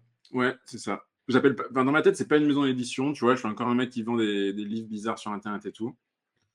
Mais ouais, Mais j'investis. dans les faits, je pense que c'est le job d'une maison d'édition, on est d'accord? Ouais, complètement. Ouais, ouais, non, mais c'est complètement ça, ouais. Après, en créant ma boîte, je me suis déclaré comme maison d'édition et tout, mais là, je suis encore auto-entrepreneur, c'est tout à la ZAB et tout, hein, donc ma technique, là, c'est de créer un site pour son livre, physiquequantique.fr. Le domaine était dispo. Et à l'époque, c'était pas trop spammy de prendre le mot-clé direct. Ça Magnifique. commençait à devenir spammy, mais ça l'était pas encore. Donc, j'écris une tonne d'articles, parce que moi, je suis passionné par le sujet, donc je suis un peu capable d'écrire des trucs qui sont cool.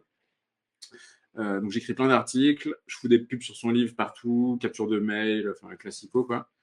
Euh, et ça marche.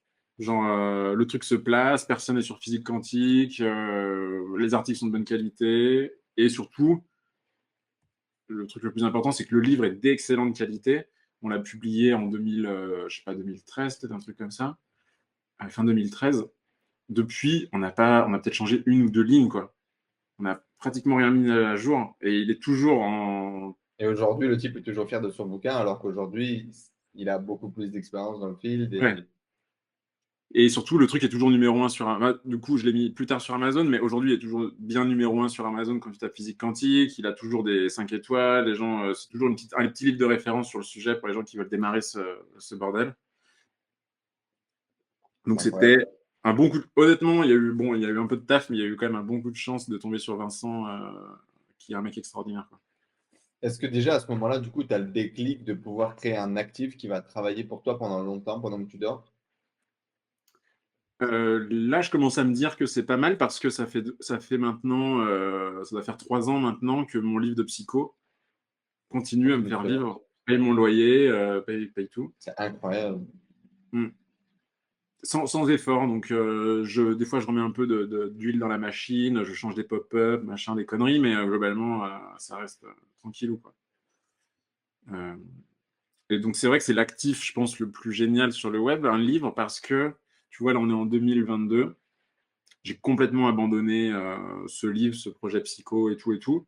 Mais il est toujours en vente, le livre est toujours OK, il est sur Amazon et tout. Donc, je m'en occupe plus depuis 5 ou 6 ans, je pense. Et aujourd'hui, le livre génère toujours 200 balles par mois. Alors que c'est un projet qui est terminé, il est shut down, plus personne n'en parle et tout. Et il génère quand même 200 balles par mois, tu vois. C'est fou. Ouais, c'est Alors que fou. vraiment, j'en veux plus de ce truc, tu vois. C'est 200 balles qui, tous les mois, tombent. Je sais même pas d'où, je sais plus qui, je sais plus comment et tout, tu vois. Donc, un livre, c'est assez ouf. Et Vincent, avec son livre de physique quantique, tous les mois, sans aucun effort, depuis la publication, vu qu'il n'a jamais retouché, il n'a jamais fait un séminaire, il n'a jamais fait une conférence, il n'a jamais écrit un mail, il n'a jamais rien fait. Euh, il touche entre 500 et 800 euros par mois. De droit Il d'auteur. n'y a pas plus passif, quoi. Ouais, de droit d'auteur. Il n'a même pas de charge à déclarer, c'est moi qui le fais en tant qu'éditeur. Enfin, c'est méga, méga, méga Et toi, passif. par contre, comme Stock a créé l'écosystème, le cycle, le truc, le machin, toi, tu dois gagner beaucoup plus. C'est un bouquin qui doit continuer à vendre beaucoup, alors. En fait, c'est pas une erreur de ma part, mais disons que si je devais refaire le truc et vraiment miser ma carrière là-dessus, je le ferais pas comme ça. Mais j'étais parti sur la philosophie que l'auteur doit gagner beaucoup de thunes. Et, Ah, mais aussi parce que je sortais complètement des circuits de distribution classiques.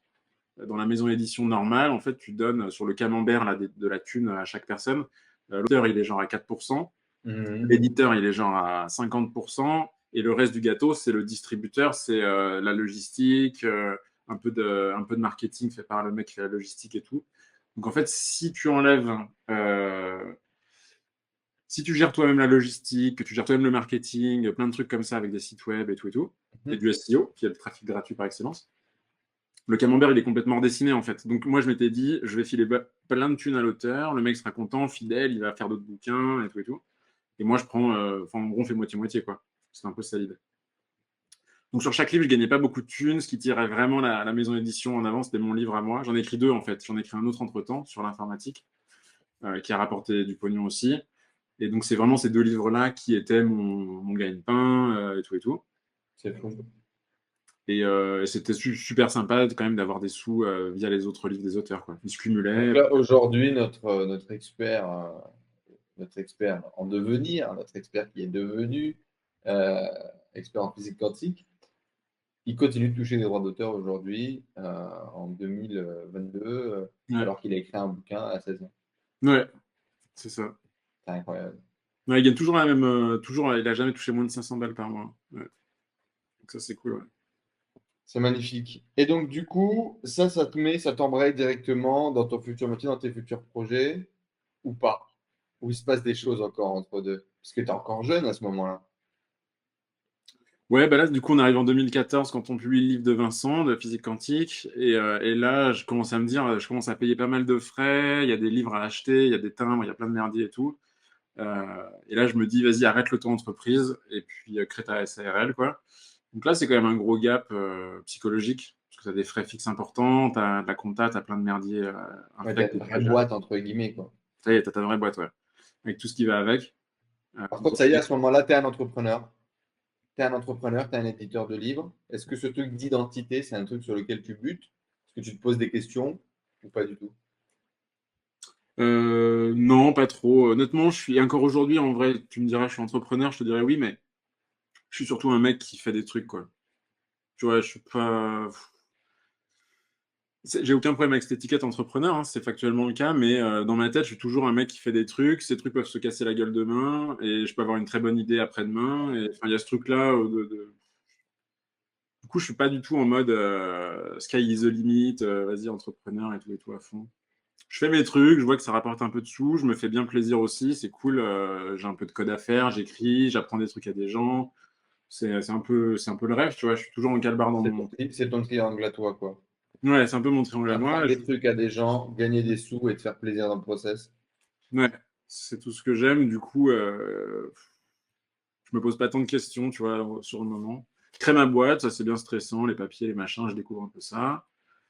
Euh, les premiers frais fixes, le comptable à payer tous les mois, des trucs comme ça. Mais au final, c'est pas très stressant parce que la thune rentre depuis déjà des années. Ça se fait Mhm. plutôt bien. Euh, et puis là, je suis en mood maison d'édition. Je me dis, vas-y, trouve d'autres mecs. Trouve d'autres mecs, fais d'autres livres, multiplie le truc par 100, quoi, en gros.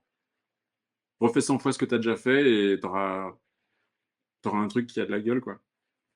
Faut comprendre qu'à cette époque-là, les maisons d'édition, elles n'utilisent pas du tout les stratégies que tu mets en place. Elles ne créent pas de site internet pour les auteurs. Elles ne cherchent pas à créer du contenu pour créer une mailing list. Elles n'utilisent pas toutes ces stratégies-là, quoi. Zéro, c'est des mecs qui font de la librairie, quoi. Et quand Mhm. ils ont une page Facebook, c'est Boomer 2000, Ouais. c'est Roger du service marketing, tu sais, qui a publié un gif rigolo et tout. Enfin, ça n'a rien à voir. Aujourd'hui, les maisons d'édition sont super, plutôt bien positionnées sur le net. Ils vont choper des youtubeurs à tous les coins de rue pour faire des trucs et tout. Enfin bref, c'est propre. Du coup, à l'époque, c'est vrai que moi, je À suis le l'époque, rejet complet, tu vois, du truc de la maison édition. Je me dis, j'ai pas du tout envie de m'associer à l'image de ces mecs, de ces Nasbrock là, tu vois, qui font rien sur le net. t'en rencontres. Est-ce que tu vas avoir l'opportunité de rencontrer, de travailler avec certains ou pas du tout? Non, pas du tout, parce que ils sont dans leur petit monde de l'édition, et encore aujourd'hui, où j'expédie, je vends et tout des milliers de livres par mois. J'ai jamais fréquenté un éditeur parce que ce cercle-là, il me correspond pas du tout en fait. C'est autre chose, c'est un autre délire, d'autres mecs. Je suis beaucoup plus proche des gens du web que des gens de l'édition, aucun rapport. Ok. Et ça, Donc, c'est c'est à un... ce moment-là où tu prends la décision de faire scaler la boîte, de trouver 100 mecs. Ouais. Qu'est-ce qui se passe? Quelles vont être les différentes étapes qui vont se passer pour arriver à un moment donné à la création du Fantastic Book? Je dois scaler avec genre deux mecs, en vrai, après cette décision, tu vois. Je trouve 2 auteurs, ça prend du temps, écrire un livre et tout, c'est relou. Et arrive l'étape où je commence à me dire, ouais, mais bon, j'en ai un peu marre, en fait, d'envoyer les livres depuis mon salon. Euh, Ça n'a pas de sens. Je me fais chier, en vrai, c'est juste chiant, voilà. Je peux pas partir en vacances quand je veux. Les livreurs, ils arrivent chez moi, c'est galère et tout et tout. Donc, je contacte des gars pour la logistique, tu vois. J'appelle des mecs, donc ce que j'appelle un peu aujourd'hui des logisticiens à papa, tu vois. Des mecs en costard dans des entrepôts de 8000 mètres carrés et tout et tout. Donc, je les appelle, je leur dis machin, j'expédie, je sais pas, j'expédie 30 livres par jour ou je sais pas quoi. Les mecs, ils s'en battent les couilles complètement, tu vois. Si t'expédies pas 4000 trucs par jour, ils s'en foutent de toi. À Mhm. l'époque, maintenant, il y a des logisticiens plus web, justement pour les marques qui démarrent et tout. À l'époque, pas du tout. Et je me dis, bah, merde, je suis condamné à envoyer des livres toute ma vie, tu vois, dans mon salon. Même quand je partais en vacances, je partais avec des livres des fois, pour te dire, je les expédiais depuis les bureaux de poste de vacances et tout. Enfin, l'enfer, hein. Parce que les Ah mecs, tu oui. sais, ils rageaient s'ils n'avaient pas leur livre au bout d'une semaine et tout, donc c'était hardcore. Je me rappelle, j'avais mon ordi, tu sais, je l'ordi en l'air et tout dans la campagne pour choper de la 3G, pour imprimer des étiquettes et tout. Enfin, quelle galère. Et à ce moment-là, Romain Collignon, donc, que les mecs qui regardent doivent connaître un peu, sinon donc, un gars que j'avais rencontré à l'époque de mon blog psycho, parce qu'il avait aussi créé un blog de psycho parallèlement. Mhm. Maintenant, il est coach business, il fait des trucs géniaux. Et donc à cette époque, Romain, il avait un blog de psycho comme le mien. Il avait écrit un petit lead magnet PDF qu'il imprimait et qu'il l'envoyait à ses clients, en fait. Du free plus shipping. Donc, c'est-à-dire qu'il demandait aux gens de payer 4 balles, 5 balles, je sais pas. Et il envoyait le livre aux gens par la poste. Et c'est sa mère qui gérait les envois. Donc elle était à la retraite et elle envoyait les livres tous les jours à la poste et tout. Et Romain me raconte ça un jour par téléphone et je lui dis, mais mec, moi je fais comme ta mère, c'est-à-dire que je me fais chier à envoyer des livres tous les jours par la poste et tout. Est-ce qu'il n'y a pas moyen qu'on réunisse le truc, qu'on règle le problème ensemble? Et je lui C'est pas bien que propose, j'embauche ta mère. voilà, c'est ça, j'ai embauché ta...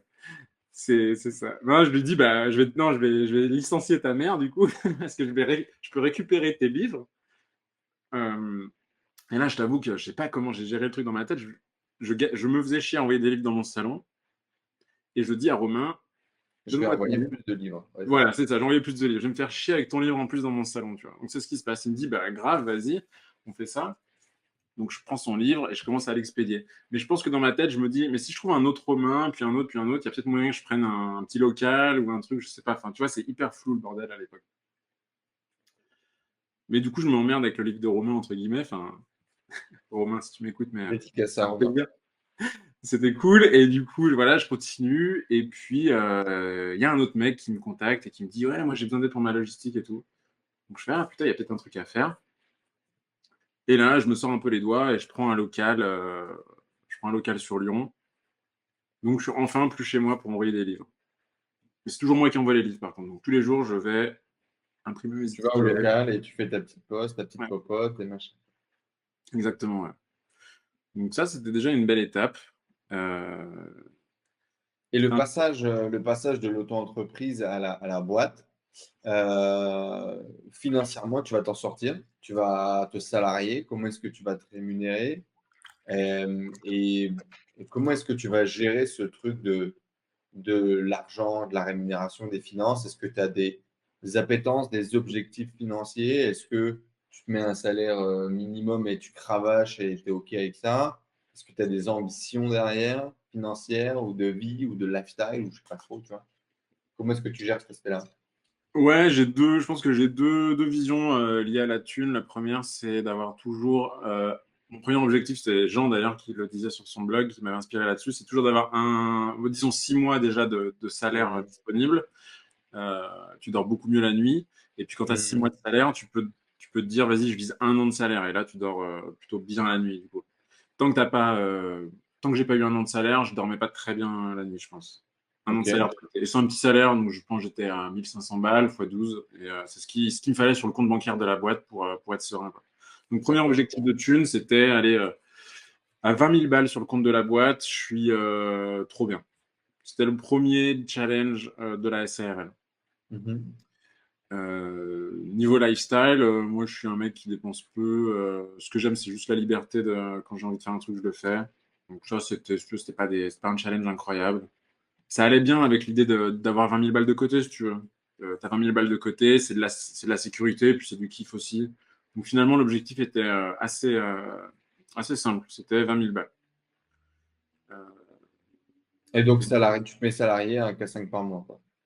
je suis gérant de la SARL, du coup, voilà, tu te verses ce que tu veux tous les mois. C'est pas forcément fixe et tout. Mhm. Tu as 50%, enfin 40, ouais, à l'époque c'était plutôt 50% de charges sociales, donc ça tu te fais un peu, tu fais un C'est peu démonté. démonter. Donc tu as la sécurité sociale française. Et, euh, et bon voilà, je pense que là je commence à rager sur les charges, sur tous ces trucs. C'est aussi ça fait partie du triptyque. Je vise les 20 000 balles, je rage sur les charges. Euh, voilà, financièrement où j'en étais, je pense, assez simple. Mhm. Ok. Euh, Donc, du coup, on pousse le bouquin de Romain. Il y a ouais. quelqu'un d'autre qui commence à nous contacter. Bref, on sent qu'on a quelque chose. Ouais, je sens que ça commence à mordre un peu à la ligne et du coup, bah, je suis content. Là, je commence à prendre une pote pour faire les commandes. Donc, c'est une meuf qui était auto-entrepreneur. Donc, elle est contente, elle s'est fait un petit cachet. Moi, ça me permet de sous-traiter. Et sous-traiter, c'est pas juste pour sous-traiter, c'est surtout que ça oblige à organiser. Tu peux pas sous-traiter un truc qui est chaotique. Donc, ça m'oblige à être beaucoup plus rigoureux dans la gestion des stocks, des commandes, des machins. Donc, c'est le premier step vers un tout petit entrepôt. Tu vois, là, on parlait de 10 mètres carrés, je pense, hein, c'était minuscule le truc. Mhm. Une pièce, en fait, c'est une pièce. Euh,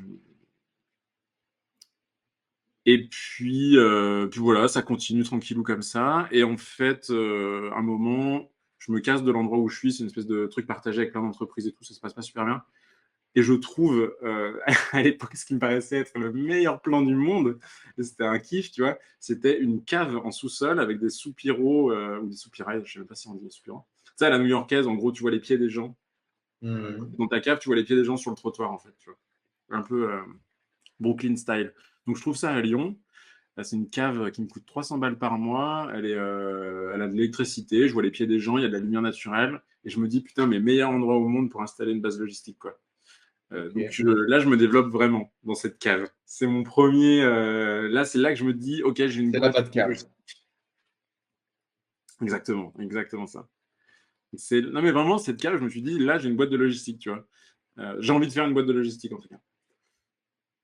Euh, mais la cave, c'était l'enfer parce que, bon, ouais, en fait, pour y accéder, il y avait genre 20 marges. Donc, quand tu portais des cartons de 40 Ouais. kilos et tout, enfin, je me suis défoncé le dos et la santé dans cette cave, mais c'était un kiff, tu vois, de démarrer ton truc. Pour le coup, là, c'est vraiment le garage, le mec dans un garage, quoi, le geek dans un garage, c'était vraiment le geek dans sa cave. Donc, je faisais des commandes. J'avais une petite étudiante qui faisait des commandes qui était top. Et je développais surtout le software qui me permettait de brancher des clients sur ma solution. Donc, je récupérais leurs commandes sur leur site web. Ça remontait chez moi automatiquement. Euh, Ça, c'était le grand challenge. C'était le truc que tu avais comme ambition. C'était ce qui allait faire la différence dans le fait de gagner du temps. ouais, bah, les deux, je dirais, C'est c'est. ton côté, et c'est ton côté geek, ton côté développeur, quoi. C'était développer la solution. Ouais, je vois un problème, je le règle avec du code, quoi. Du coup, je me dis, je me vois mal arriver vers des mecs et leur dire, mec, je peux gérer ta logistique. Point final, tu vois. Genre, ben oui, mais du coup, comment je sais que t'as fait, comment je sais quoi, machin, truc. Il fallait qu'il y ait une interface, il fallait qu'il y ait un software qui nous unisse, quoi, qui me légitimise un peu dans le truc. Ouais. Donc, je développe ça. Donc ça, c'est du kiff pour moi. Je l'ai fait un peu à la ZUB parce que je savais pas si la boîte allait fonctionner ou pas. Et Mhm. ça, c'est cool. Les gens sont contents. Ils utilisent le petit logiciel, enfin la petite interface web, quoi. Moi, ça me permet d'améliorer aussi tous les process, si tu veux, la gestion des étiquettes, des stocks, des machins. Je commence vraiment à développer un logiciel logistique, en fait, qui aussi a un nom. Aujourd'hui, je le vois, c'est des mecs qui vendent ces logiciels logistiques qui te les vendent 10 000 balles le mois. Ça, c'est des ERP, ouais. C'est des ERP, voilà, c'est exactement, ça s'appelle WMS, Warehouse Management System, et ça coûte une couille, et c'est des logiciels horribles, etc. Et en fait, à cette époque, je suis en train de développer un petit WMS, sans le savoir, euh, qui va grossir, et qui va devenir Fantastic Book aujourd'hui, quoi. Mhm. Donc à l'époque, dans la cave, je pense que j'expédiais, je sais pas, 20, 30 commandes par jour, peut-être, un truc comme ça. C'était l'étudiante, du coup, qui le faisait. C'était cool, ça. C'était aussi une bonne étape. Et c'est vrai qu'à 20-30 commandes par jour, on était surchargé de taf, quoi. On mettait genre 5 heures pour les faire, les 20 commandes, tu vois. C'était l'enfer. Trouver l'enveloppe, le machin, le timbre, le truc et tout. C'était Tu horrible. continues de trouver des auteurs que tu vas accompagner, produire, développer leur business d'un point de vue marketing, ou du coup tout le back-end te prend une grosse partie de ton temps. Je suis content de toujours gagner de la thune avec mon livre, parce que la boîte de logistique ne rapporte pas encore de sous. Mais je ne déploie plus d'efforts ni sur des nouveaux auteurs, ni sur mes propres livres à moi. Alors, à ce moment-là, je capitalise vraiment sur la rente. Euh, c'est super cool, tu vois, de démarrer un projet avec une rente d'un autre projet, c'est juste la meilleure situation possible. Mhm. J'en profite, là, je suis vraiment dans le truc de... j'ai conscience que ça n'a pas de sens d'un point de vue business. Je me paye avec un truc qui n'est pas le projet sur lequel je bosse, donc il y a un risque à ça, c'est dangereux. J'ai Mhm. fait l'erreur plusieurs fois après de financer un projet avec un autre, et je pense que c'est sain de le faire au début, tu vois, mais si tu vois que ça dure, C'est pas bon. Faut pas que ça dure trop pas longtemps. que ça dure trop longtemps. Euh, donc voilà, j'en suis là. Et puis, en fait, naturellement, il y a des mecs qui viennent et qui me disent, bah, moi, je voulais faire un livre, je savais pas comment faire et tout. Euh. Et là où ça shift un petit peu, c'est que moi, j'avais juste pensé à stocker les livres des gars. Et eux, ils me disent, ouais, mais je sais pas comment les imprimer, les livres. Et je fais, ah ouais, bah, je peux t'aider pour ça aussi. Et donc là, je commence en fait à dessiner l'offre actuelle de Fantastic Book, qui est une prise en main complète, quoi. À partir du moment où tu as fini ton PDF, on imprime ton livre, on le stocke, on l'expédie à tes clients. En fait, tu n'as plus besoin de penser à rien à partir du moment où tu as fini. Et du coup, grâce au côté geek, avec une interconnexion à toutes les plateformes potentielles que vous utilisez, ClickFunnels et Nico, pour pouvoir avoir une interconnexion avec ton logiciel de suivi. C'est comme ça que je t'ai rencontré. Ouais, Tu as bossé, je crois qu'on s'est rencontré en 2018, 2017, je sais en 2018, plus. je pense. Ouais. 2018, tournée d'événements exactement, ouais. Tour de France. À ce moment-là, il y a le bouquin de François Denis qui se termine et par le contact de Gaston, je crois, ou un truc comme ça. Hmm. Euh, on eut vent de Fantastic Book et puis François démarre le projet avec toi et moi du coup je dis bah, ça tombe bien parce que du coup bientôt c'est l'opportunité aussi pour moi de rebondir là-dessus et d'avoir un service en POD et tout. À ce moment-là, je découvre que tu travailles déjà avec quasiment tous les plus gros infopreneurs de France et que tu es déjà bien implanté dans ce milieu des métiers du web. Et je me dis, ben, c'est parfait, c'est le bon interlocuteur avec lequel il faut travailler. Et à cette époque-là, d'ailleurs, tu me dis, en plus de faire tout ça, je fais aussi de l'accompagnement d'auteurs et tout.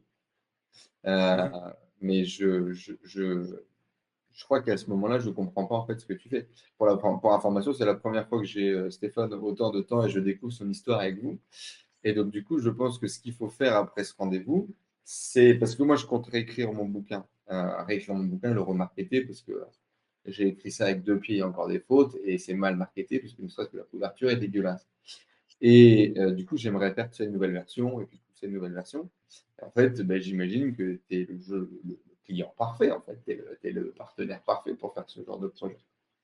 Enfin Ouais, bref, du coup, si aujourd'hui vous avez un bouquin que vous avez écrit et que vous avez envie de promouvoir, de pousser, que ce soit en POD ou tout simplement stocké à Lyon, expédié depuis Lyon, avec pas mal d'opportunités, d'ailleurs de possibilités. Moi, mes clients, ils reçoivent petites lettres, manuscrites qu'on leur envoie également dans le paquet, ce genre de choses.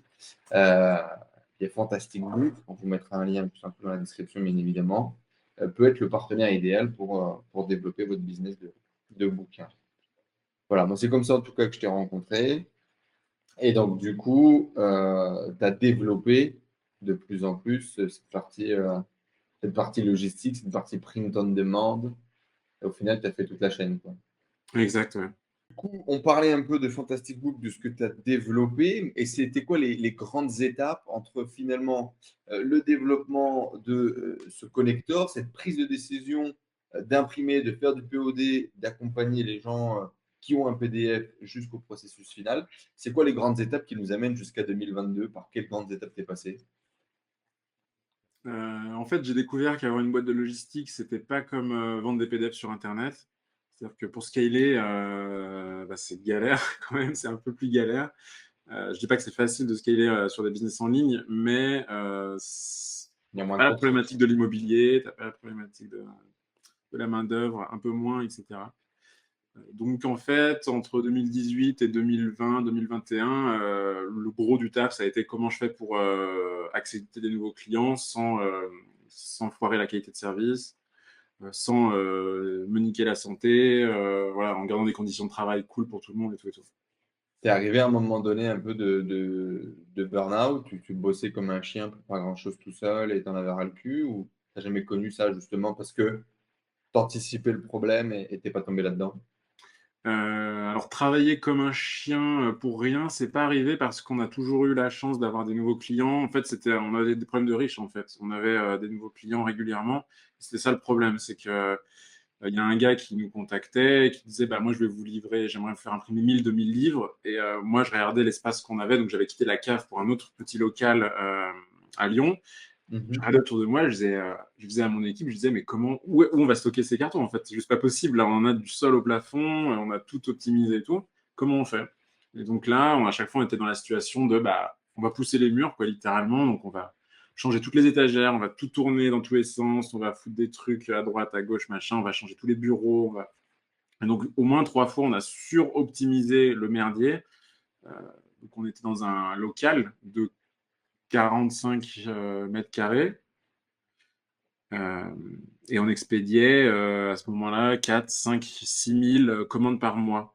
Euh, et donc quand j'allais voir, Ce qui fait déjà un gap de ouf de nos 1000 commandes par mois ouais, quotidiennes. ouais, c'est fat. Et quand j'allais voir des logisticiens, parce que des fois je me disais, mais est-ce que je ne vais pas sous-traiter mon métier en fait? Ce qui a aujourd'hui pas trop de sens comme réflexion. Mais des fois, je me disais, est-ce que je ne peux pas sous-traiter la logistique, garder que l'édition de livres, l'impression de livres, un truc comme ça, tu vois, et tout ce qui est carton, envoi et tout, je le confie à un mec. Donc j'allais voir des logisticiens à papa, justement, les mêmes qui m'avaient un peu raccroché au nez. Envoyé chier quelques semaines avant, ouais. Alors, honnêtement, ils n'étaient pas beaucoup plus motivés là, hein. C'est pas une belle histoire en mode Pretty Woman, tu vois, genre, pas du tout. Mais ce qui me faisait marrer, c'est que moi, j'arrivais dans leurs entrepôts, tu vois, c'est des entrepôts de 8000 mètres carrés, donc des trucs, tu vois pas le bout et tout. T'as euh, t'as 30 mecs, tu sais, payés à coups de lance-pierre qui tirent la gueule, qui font des trucs horribles toute la journée et tout. Et les gars, ils envoyaient, c'est quoi, 9000 commandes par mois, tu vois. Et ils me disaient, ah ouais, vous êtes où actuellement? Vous avez quel espace? Je leur disais, moi, je suis en plein Lyon, j'ai 45 mètres carrés. Et tu sais, le mec me regardait comme un alien, tu vois, en mode, mais attends, il doit mentir, le mec, il peut pas faire 6000 commandes par mois avec 45 mètres carrés. Enfin, tu sais, il me prenait pas du tout au sérieux, quoi, les gars. Et la réalité, c'est juste qu'on avait super bien optimisé le bordel. Le software était vraiment parfaitement optimisé pour notre besoin. Alors que eux, ils payaient des licences à des boîtes horribles, là, Qui faisaient tout et n'importe quoi, mais qui étaient pas. rien. Puis même eux, ils avaient, j'imagine, plein de typologies de clients différentes, de typologies de produits différents. Toi, tu pouvais beaucoup plus structurer, j'imagine, Ouais, ton business, quoi. il y a ça aussi, ouais. C'est vrai que le livre, nous, on est resté sur le livre. Eux, ils avaient des petits objets. Parfois, il y a des mecs qui faisaient que du livre et qui avaient des 5000 mètres carrés et tout, qui faisaient pas beaucoup plus de commandes que nous. Et ces rendez-vous, ils ont été vraiment bénéfiques pour moi, parce que je me suis dit, je suis pas en train de faire de la merde, apparemment. Tu vois, t'as rarement, je pense que tu connais ça mieux que quiconque, t'as rarement un moment où quelqu'un vient te dire que tu fais bien les choses quand tu es entrepreneur. Ça n'existe pas, pratiquement.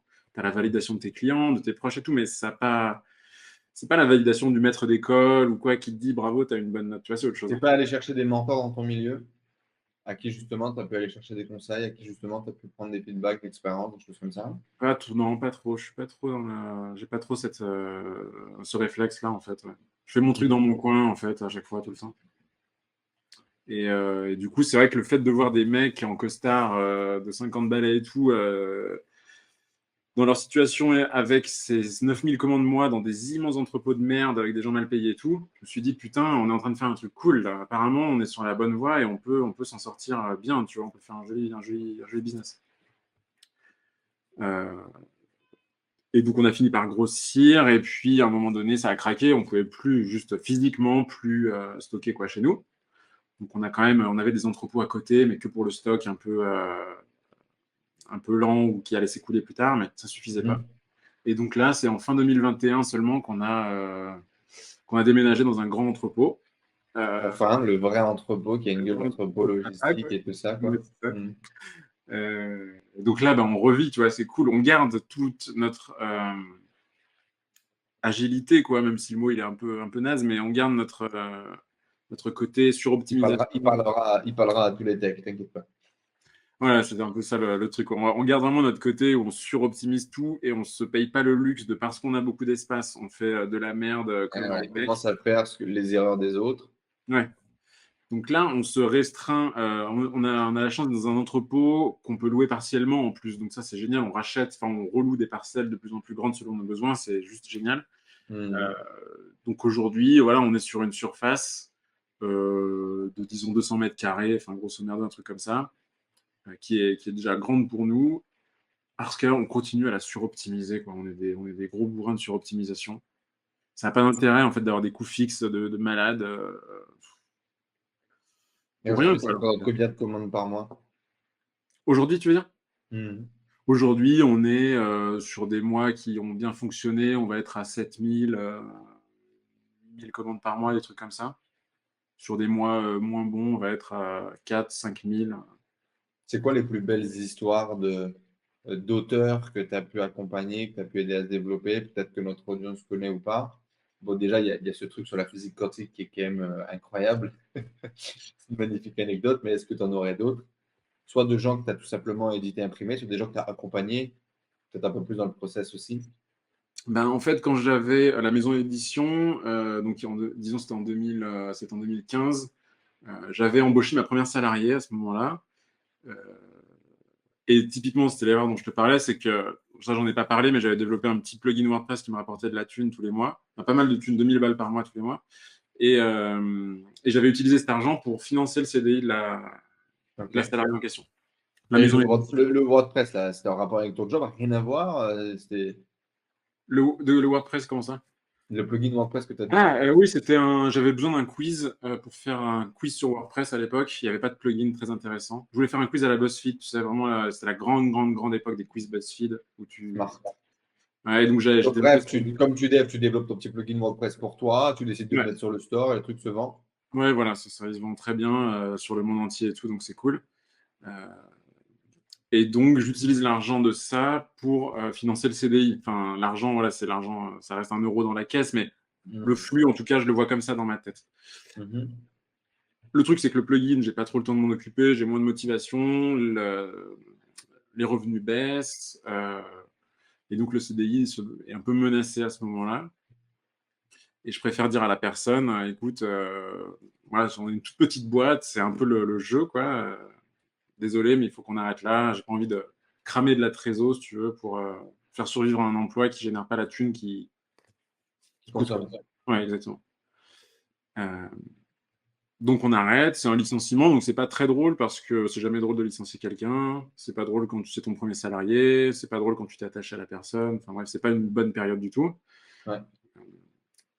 Mais j'ai tellement adoré cette personne que je lui dis, écoute, ce qu'on fait, c'est que tu écris des articles de philo sur le site. Je sais pas trop où on va. Elle était passionnée de philo, elle était très forte à ça. Je sais pas trop où on va avec ce truc, mais écris des articles, écris-en plein, comme moi j'avais fait il y a quelques années avec la Sur psycho. la psycho. Ouais, écris-en plein. Et puis, si on voit qu'il y a du trafic et tout, viens, on publie un livre et ça te fait un business de livre, quoi. Donc, elle écrit plein d'articles, un peu avant d'être licenciée, et puis après son licenciement. Et la formule fonctionne, quoi. C'est-à-dire qu'on se positionne bien dans Google parce qu'on est aussi bon en SEO. Nos sites ont aussi une bonne notoriété maintenant depuis des années, quoi. Ça fait depuis 2008, en gros, que j'ai commencé les premiers articles. J'ai fusionné les URL sur le même site. Donc, toute la notoriété de la psycho, elle apporte du jus SEO aux autres thématiques. Enfin, donc, c'est assez cool ce truc-là. Et ces articles de philo passent premiers dans Google assez rapidement sur des recherches du genre comprendre Platon, caverne de Platon, comprendre Nietzsche ou je sais pas quoi, plein de trucs comme ça. Les gens adorent ces articles, c'est des très bons articles de bonne qualité. Et donc là, on se dit, bah vas-y, go, écrire un livre, quoi. Donc elle écrit un livre, elle prend 1 an, c'est très dur, elle le fait pendant son chômage et tout, mais elle adore ça. Et son livre, c'est pareil, c'est un beau succès en fait, c'est cool. Aujourd'hui, elle gagne 800 balles par mois tous les mois avec son livre, depuis le début, depuis Day One, quoi, en gros. Avec un beau lancement, une communauté qui était déjà chaude parce qu'ils adoraient les articles. Et donc Doria, donc l'auteur du livre, c'est vraiment ma espèce de coup de foudre professionnel en fait. Maintenant, on fait plein de trucs ensemble. Enfin, tu vois, ça unit quand même assez fortement de faire un livre et tout et tout et tout.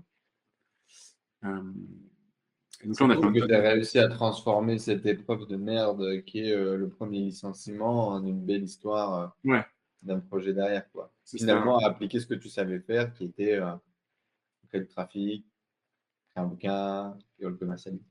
La recette de base, des fois, il faut pas chercher compliqué, il faut revenir un peu aux basics, quoi. Et là, ça a marché pour elle. Le livre, il est top 1 sur Amazon sur pas mal de trucs philo. Il a sorti un deuxième livre là, l'année dernière sur Nietzsche, précisément sur Nietzsche. L'autre, c'était sur la philo en général. Là, c'est sur Nietzsche. Ça Pareil. comprend plus Nietzsche en ce moment. Ouais, c'est vrai qu'il y a une. Bon, on en parle beaucoup, ouais. C'est un truc qui est très contemporain, en fait, dans sa pensée et tout. Euh, Pareil, ça marche très bien. Donc là, ouais, c'est un peu la première fois qu'un auteur fait 2 livres avec moi et que ça marche bien pour les deux et que c'est une continuité. Ça, c'est cool. C'est vraiment Ouais. intéressant. Ben, félicitations. Eh ben, merci. Félicitations. Ça a été quoi les plus grosses galères du développement de ces projets? Le truc dont tu parles pas forcément, le truc dont tu n'es pas forcément fier. Euh, Moi, la plus grosse galère des trucs logistiques, c'est clairement quand j'étais dans la cave, que l'étudiante était pas dispo, qu'il y avait des sursauts de commandes, des trucs comme ça. J'ai passé un 25 décembre à faire des commandes de livres, quoi. Ça, c'était vraiment galère. J'étais tout seul dans ma cave humide et tout de merde à faire ces commandes. Sur le moment, en fait, c'est mon caractère, tu sais, dans l'adversité, je trouve ça rigolo, en fait, parce que ma vie était pas en danger, il n'y a rien, tu vois, il n'y a rien de méchant, c'est juste une situation désagréable. Je prends du recul, je me regarde à la troisième personne et je me dis, mec, c'est un 25 décembre, tu es dans une cave sordide, en train d'envoyer des livres. Qu'est-ce que tu fais, quoi? Genre, tu sais, ça n'a pas de sens, c'est naze et tu gagnes 1 balle par envoi et tout. Enfin bref, tout le truc c'était à la fois très déprimant et il y avait un côté un peu grisant de se dire, si ça marche, ce moment-là où j'envoie ces livres de merde, enfin, pas les livres de merde, mais cette situation de merde, en gros, avec les livres dans la cave, ce sera un bon souvenir, tu vois. Tu as cette vision-là un peu visionnaire, où justement tu es capable de prendre la distance et de te dire, c'est ce moment que je suis en train de vivre, c'est de la merde, mais si ça marche, ça sera un beau souvenir. Ouais, Tu te ça, dis je le fais. ça? Ouais, je le fais tout le temps, ça. Je le fais tout le temps, ce truc-là. Ça t'aide, tu penses? Ouais, énormément, ouais. À chaque fois ouais, quand je dois tryhard comme un ouf sur un truc, je me dis, voilà, fais-le et ce sera cool après. Enfin, vraiment, j'ai ce truc-là. Je vois toujours un point d'arrivée à ce que je fais, en fait. Je bosse jamais vraiment. Je fais les trucs un peu dans la précipitation parfois. Je me dis, vas-y, démarre ce projet, réfléchis à rien, fais-le, juste fais-le. Tu vois, fais le truc, vois où ça te mène. Donc ça, c'est un peu à l'arrache parfois, tout le temps même. Mais j'ai quand même une sorte de point d'arrivée virtuel, tu vois, dans ma tête où je me dis, je vois pas le chemin, je vois pas les efforts, je vois pas la durée, je vois rien de tout ça. Mais je vois ce truc au bout et je me dis, c'est un peu ça qu'il faut viser. Et depuis le début, la boîte logistique, je me disais, bah, mon image, c'était moi sur un Fenwick, tu vois, sur un transpalette, à faire des courses d'entrepôt, tu vois, dans l'entrepôt avec mon transpalette. J'ai pas encore le transpalette, mais tu vois, j'ai déjà le bout d'entrepôt et tout. Et donc, je me disais toujours, fais tous les efforts pour arriver à ce truc où tu as un entrepôt, où la situation est stable, elle est confortable, les gens bossent bien dans un entrepôt, bonnes conditions, plein d'espace, des clients et tout. Donc finalement, tu vois, en démarrant de la cave de merde, ça s'est fait, toi, le chemin il s'est tracé solo, tout seul, quoi, en fait. Donc le développement, la vision, c'est quoi? C'est 1000 mètres carrés, c'est on continue de faire du print dédié dans l'édition, d'accompagner des bouquins à devenir best-seller ou à un moment donné, on devient plutôt une boîte de logistique plus qu'une boîte d'édition et d'impression. C'est des questions que je me pose en ce moment. Je sais pas trop où je vais exactement avec Fantastic Book. Il y a exactement les deux possibilités que tu viens de dire. soit je me généralise un peu dans la logistique. C'est intéressant, c'est d'autres challenges en fait. Il faut que je réfléchisse en termes de kiff. C'est qu'est-ce qui me ferait le plus kiffer? Est-ce que c'est grossir sur la partie livre? Est-ce que c'est grossir sur la logistique pure et dure? Je sais pas trop. J'ai pas de Parce que réponse. ça fait déjà plus de 10 piges que tu fais des bouquins. Ouais. C'est sûr qu'il y a un marché encore à aller conquérir, qu'il y a plein de gens à aller aider, qu'il y a plein d'enseignements à donner à travers plein de bouquins que tu pourrais aider à pousser. Mm. Et en même temps, peut-être aussi à un moment donné, on se fait chier, on a envie d'autre chose. Est-ce que tu es blasé ou est-ce que tu aurais envie d'aller dans de nouveaux challenges sur le livre? Le livre, j'ai pas de vibes particulières avec le livre. La vibe que j'ai, c'est la logistique, les process, le code. C'est ça qui me fait vraiment kiffer aujourd'hui. Ok. Donc je partirais plus sur dans 5 ans, j'ai un entrepôt qui est vachement automatisé ou un truc comme ça. Un joli truc logistique plutôt en fait. Ouais. Et j'en ai des besoins dans l'e-commerce, hein. Si tu as envie de dériver, ça peut être J'avoue. un test. Ça peut J'avoue. être un Ouais. premier test, hein. Mm, Tellement des métiers sur lesquels la majorité des e-commerçants qui ont appris à faire de la pub et du marketing ne comprennent rien du tout, euh, n'ont aucun standard parce qu'ils travaillent en général avec des Chinois qui sont mauvais. Et même si les Chinois sont bons, ça reste des Chinois, donc tu ne comprends pas tout ce qui se passe, tu n'as pas une maîtrise de tout. mm. Euh, il y a plein de choses. Ouais, mais t'as raison, il y a vraiment un truc sur l'e-commerce, je m'en rends compte. Et je vois beaucoup de marques qui démarrent aussi, parfois du dropshipping, qui se professionnalisent, qui commencent à avoir du stock. Donc là, ils cherchent des logisticiens. Ou Exactement. alors, Bah, ou- c'est exactement là où on en est ok. aujourd'hui, si tu veux. La bascule de le stock en Chine, ok, on va avoir du stock en Europe, comment ça se passe? Mm. Al- Alors, tu vois, j'ai rencontré deux types de logisticiens. J'ai rencontré les logisticiens à papa, tu vois. J'ai rencontré les vieux brutes de fonderie. Mets-moi ton carton là-bas, puis on verra bien, tu vois. J'ai rencontré des gens qui ne comprennent pas trop nos problématiques de retour, de suivi, problématiques de finance aussi. Tu sais, à un moment donné, tu m'as fait un colis à 6 balles, tu me remets un colis à 6 balles derrière, pas prévu. Moi, j'ai perdu de l'argent. Mm. C'est plus worth it du tout, quoi. Brûle-le, le truc. Ah, mais pour le brûler, ça coûte de l'argent. Ah, bah d'accord, très bien. Ouais. Tu m'as sucé dans tout le process et finalement, j'ai pas gagné d'argent, tu vois. Donc, tu as beaucoup de gens aussi qui ne comprennent pas le deal win-win-win. Euh, quoi d'autre? Euh, c'est déjà pas mal, hein. Problématique de, bien évidemment, des coûts de stockage and co, de l'expédition, de la personnalisation potentielle de l'expédition. Mhm. Ouais, en fait, ce que tu as réussi, je pense, à créer avec ces infopreneurs ou ces entrepreneurs de l'édition, c'est ce vrai partenariat finalement que tu as réussi à lier où tu comprends leur métier, tu comprends leurs problématiques et tu sais comment les accompagner de façon précise. Je pense qu'il y a la même chose à faire. Alors, il y a déjà quelques acteurs, hein, des mecs comme Cubine, des choses comme ça. Ouais. Déjà quelques mecs qui sont spécialisés dans la logistique et l'e-com. Mais tu vois, moi aujourd'hui, j'ai décidé de travailler avec personne. Pour l'instant, je suis avec personne parce que c'est aussi un step qui fait peur. Le problème, c'est que plus tu as un business qui a grossi avec du stock en Chine, plus le stock en France, c'est un investissement énorme. Mhm. Aujourd'hui, nous, je crois que je suis en train d'anticiper peut-être un mois de stock, tu vois. Ça me coûte 100 000 balles. Ouais. Ça me coûte 100 000 balles. Je stocke pas toutes mes références, machin. Ce serait uniquement certaines. En gros, on a 24 ou 26 références que j'ai définies, sur lesquelles on veut faire des offres promotionnelles, sur lesquelles on veut pousser, sur lesquelles on veut aller chercher du témoignage, de la satisfaction client, enfin, des choses comme ça. Et donc, du coup, on s'est dit, ouais, bon, bah, on les envoie par bateau, ça prend 3 mois. Et 3 mois, faire dormir 100 000 balles Mhm. chez moi, déjà, c'est jamais arrivé. Donc, il y a un Ouais. step énorme à passer, tu vois. Tu Et m'étonnes. puis, il y a ce truc de se dire, 100 000 balles, normalement, tu fais fois 2,5 en publicité, ça fait 250 000. Mhm. 100 000 balles, enfin, tu vois, on les transforme beaucoup plus rapidement, normalement. C'est clair.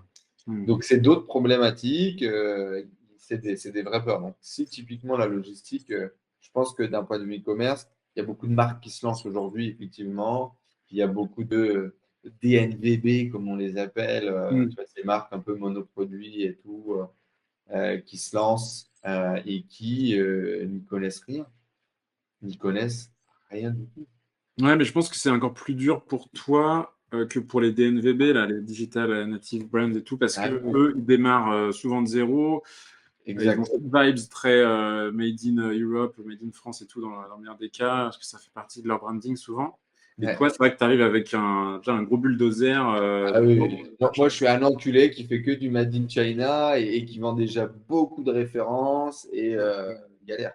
Déplacer ta logistique, c'est un énorme enjeu quoi, par rapport à des mecs qui doivent démarrer un peu de zéro. Je dis pas que c'est simple, mais en tout cas, ils ont Ouais, c'est pas les mêmes problèmes, quoi. pas le même problème. Et du coup, c'est vrai que c'est intéressant ce que tu dis parce qu'il y a pas mal de marques qui sont en transition. Alors, soit pour, dans ton cas, sous-traiter la logistique à d'autres mecs, comme moi ou comme les Cubines ou les consorts. C'est compliqué à faire, très compliqué. Soit des mecs qui veulent internaliser leur logistique mais se professionnaliser. Tu as des marques de fringues qui aiment bien garder la main sur leur contrôle qualité. Ça fait partie, en fait, c'est quand tu confies ta logistique à quelqu'un d'autre sur des produits où il faut contrôler la qualité, tu donnes en fait 50% de ton ADN à la boîte Ah, logistique. les clés de ton bébé, un Ouais, peu. tu donnes les clés de ton bébé. Si tu envoies des boîtes des livres, typiquement, il n'y a pas de contrôle qualité, c'est très faible. Sur plein d'objets, il n'y en a pas, mais sur des fringues ou des trucs comme ça, c'est critique de fou. Euh, Mhm. eux, ils préfèrent internaliser leur logistique et ça devient trois mecs qui posent des étagères dans une pièce et qui partent de zéro, en fait.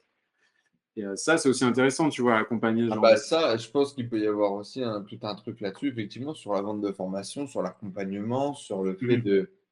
de partager ce qui te fait vibrer, sur l'optimisation, sur l'organisation, sur comment tu as développé tes softs. Là, moi, c'est pareil, même si demain on travaille avec X, Y ou Z, aujourd'hui, j'ai pas de soft. Mhm. Aujourd'hui, j'utilise Aftership, je sais pas si c'est quelque chose que tu connais. Ouais. C'est de la merde, c'est pas 100% synchronisé. J'ai aucune idée de mes stocks exacts en Chine. Mhm. Ils ont développé un espèce de soft maison dégueulasse, pas 100% interconnecté, pas 100% ouvert. Mhm. Je peux plus.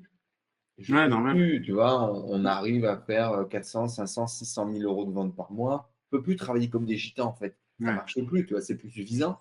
Et le problème, c'est que euh, j'ai des gens de la logistique un peu autour de moi, tu sais, qu'on bossé salariés dans des boîtes assez grosses. Ah oui, mais non, mais il faudrait faire ci, il faudrait faire ça. Personne n'a aucune idée. Les mecs n'ont jamais monté le truc de but en blanc. Ils n'ont jamais eu peu de budget. Ça a toujours été des trucs payés par la boîte, des softs qui coûtent une couille, des machins. Mhm. Donc, ouais, c'est pas évident. C'est des sujets qui sont pas évidents. Ouais, clairement, effectivement.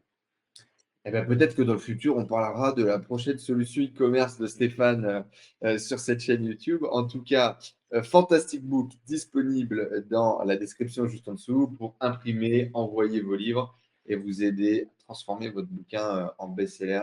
Ça se passe juste en dessous. Avant de te quitter, mon cher Stéphane, ben déjà merci. J'ai passé un excellent moment. C'était vraiment cool de pouvoir en savoir plus sur toi. Merci pour Tu as l'invite. peu d'interviews, peu de contenu, peu putain de discret, Stéphane. On va pas se mentir sur le web. Bon, en tout cas, sous ton vrai nom. Peut-être que sous ton nom de plume, on pouvait en trouver un peu plus. Pas plus, non.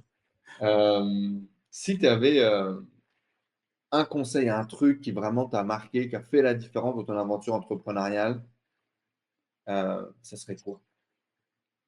C'est un conseil un peu de merde, mais c'est juste de faire, quoi, de faire le truc. Je vois pas mal de gars qui ont des idées, qui se branlent un peu la nouille, tu vois, qui ne les font pas, ou qui se disent, ouais, mais il faut ceci, cela et tout.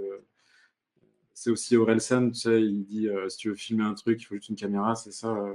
Pas tout le monde donne le même conseil, donc il est pété mon conseil, mais c'est le seul truc qui a de la valeur, en vrai, je trouve, dans mon parcours à moi. Si je devais me dire à moi-même petit un truc, c'est juste fais tes trucs, fais plein de Ah ouais, trucs. parce que tu as fait tes badges, je t'ai pas vraiment posé la question, tu as commencé à faire ton bouquin, ça a été un peu Ouais, pose-toi galère, pas de mais tu l'as questions. En fait. gros. Ouais, c'est ça. Réfléchis Mhm. pas, quoi. Fais tes trucs, même si c'est de la merde, même si les gens te disent que t'es bizarre et tout, fais-les, quoi. Euh, Il y a plein de trucs, évidemment, que j'ai pas dit dans mon parcours qui ont failé de ouf. J'ai essayé de créer une plateforme de e-learning, c'était de la merde. Un truc pour automatiser des tweets, c'était de la merde. Enfin, il y a des trucs qui ont failé, tu vois, mais ça a failé quoi? C'est 6 mois de taf en side project à côté d'autres trucs qui ont fonctionné. Euh, j'ai aucun sentiment vis-à-vis de ces projets morts. C'était juste cool d'avoir fait ça. Personne n'a jamais été intéressé. J'ai abandonné avant. J'en fous, quoi. Et à côté du cimetière, bah, tu as tous les trucs qui poussent bien, tu vois. Donc, C'est ça, il faut essayer des choses, pas avoir Mm. peur justement de tenter, pas avoir peur de laisser mourir aussi, parfois. Ouais, carrément, carrément. Faut killer les trucs qui font mal, quoi. Ça, c'est Est-ce clair. que tu te considères aujourd'hui comme un succès? Est-ce que tu dirais que tu as du succès dans ta vie? Euh... Je vais être relou, mais il faudrait définir succès. Honnêtement, j'ai Bah pas. vas-y, c'est quoi ta définition du succès? Il y a le succès Instagram pour moi. Je vois un peu le succès Instagram que honnêtement j'en suis loin. C'est pas un truc que je vise. C'est pas, j'ai pas ce côté bling bling entrepreneur et tout. Je Mhm. parle de ça parce que quand tu dis entrepreneur, c'est d'abord ça le succès. Je pense la définition de succès. Il y a un côté très bling bling et tout qui me correspond pas du tout. Comme tu disais, je suis discret. Moi, je fais mes petits bails dans mon coin et tout. Voilà. Et puis sinon, le succès, c'est que ça fait des mois, ça fait presque 2 ans, je kiffe mes journées, quoi. Je kiffe. Bien sûr, j'ai des journées de merde, des périodes de merde, des galères et tout. Mais juste, quand je réfléchis, je me dis, putain, je fais du sport le matin, je chill un peu, je taffe. J'ai trop des gens cool dans mon équipe. La thune, c'est pas un souci. Qu'est-ce que tu... Rien de mieux, quoi. C'est cool. Donc ça, c'est un Aujourd'hui, je truc. crois que la boîte fait un peu plus d'1 million d'euros de chiffre d'affaires, c'est ça? Tu as réussi à atteindre ce Ouais, palier. c'est ça. Est-ce que ça t'a fait quelque chose de particulier d'atteindre ce palier d'1 million d'euros? Ouais, c'est assez cool, c'est assez symbolique, ouais, vis-à-vis des, notamment vis-à-vis des autres professionnels, des comptables, des machins, de tout l'entourage business très terre à terre, on va dire. Ça légitimise un peu tout le merdier qu'ils m'ont vu faire ces dernières années, quoi. Tu vois, genre, voilà, et c'est cool et c'est marrant parce que pour revenir sur ce truc-là de la reconnaissance, c'est mon comptable, tu vois, tous les ans, il fait le bilan euh, de la boîte. Et honnêtement, c'est le seul adulte en fait qui me donne une sorte de reconnaissance, un tampon un peu, genre il me dit vous avez fait une bonne année quoi. Tu sais, quand il me dit ça, je suis en mode comme un gamin en fait, tu vois, à qui on donne une bonne étoile. Et il n'y a pas vraiment grand monde à part un comptable, dans mon cas en tout cas, Mhm. qui donne la bonne image, tu sais, l'image à la fin de l'année en mode bien joué mon gars. Mais écoute, j'espère qu'on t'en aura donné une aujourd'hui et qu'on t'aura donné l'opportunité de briller sous tous les gens qui vont nous écouter et nous voir. Mais c'est marrant avec tes entrepreneurs que tu as rencontrés, que tu as pu accompagner ou que tu as pu aider à se développer, que tu n'aies jamais développé un peu ce truc de mastermind, de partage. Tu n'as pas aujourd'hui une bande d'entrepreneurs autour de toi avec lesquels vous travaillez sur vos business, vous aidez à vous développer. C'est pas quelque chose que tu as développé? Non, mes potes sont, par le fait, en fait, mes potes sont tous entrepreneurs. Je pense qu'il y a ce truc-là, c'est le rassemblement classique. Mhm. Social, si tu es ouvrier, tu as des potes ouvriers, si tu es entrepreneur, tu as des potes entrepreneurs. Mais du coup, je parle business avec eux tout le temps. Mais c'est pas des gens que j'ai rencontrés par mon business, c'est pas des masterminds, c'est pas organisé en fait, comme tu dis. Mais j'ai besoin de parler business avec des mecs, ça c'est constant, tu vois, c'est obligé. Mais c'est pas comme tu l'as décrit, quoi. Ok, ouais, il y a personne qui regarde parfois au-dessus de ton épaule en disant, tiens, c'est intéressant, tiens, c'est bien ce que tu as fait, tiens, c'est nul ce que tu as fait. Non, T'as pas non, ce recul-là. T'as non, pas, t'as pas eu ce besoin non plus, peut-être. peut-être que ça serait intéressant, hein, je dis pas, mais je l'ai pas cherché, je l'ai pas activé en tout cas ce besoin. Super. Eh bien, écoute, pour clôturer, j'ai deux petites questions pour toi. Selon toi, est-ce qu'on est entrepreneur ou est-ce qu'on le devient? Ouais, je pense qu'on le devient en fait, ouais. Je pense qu'on le devient.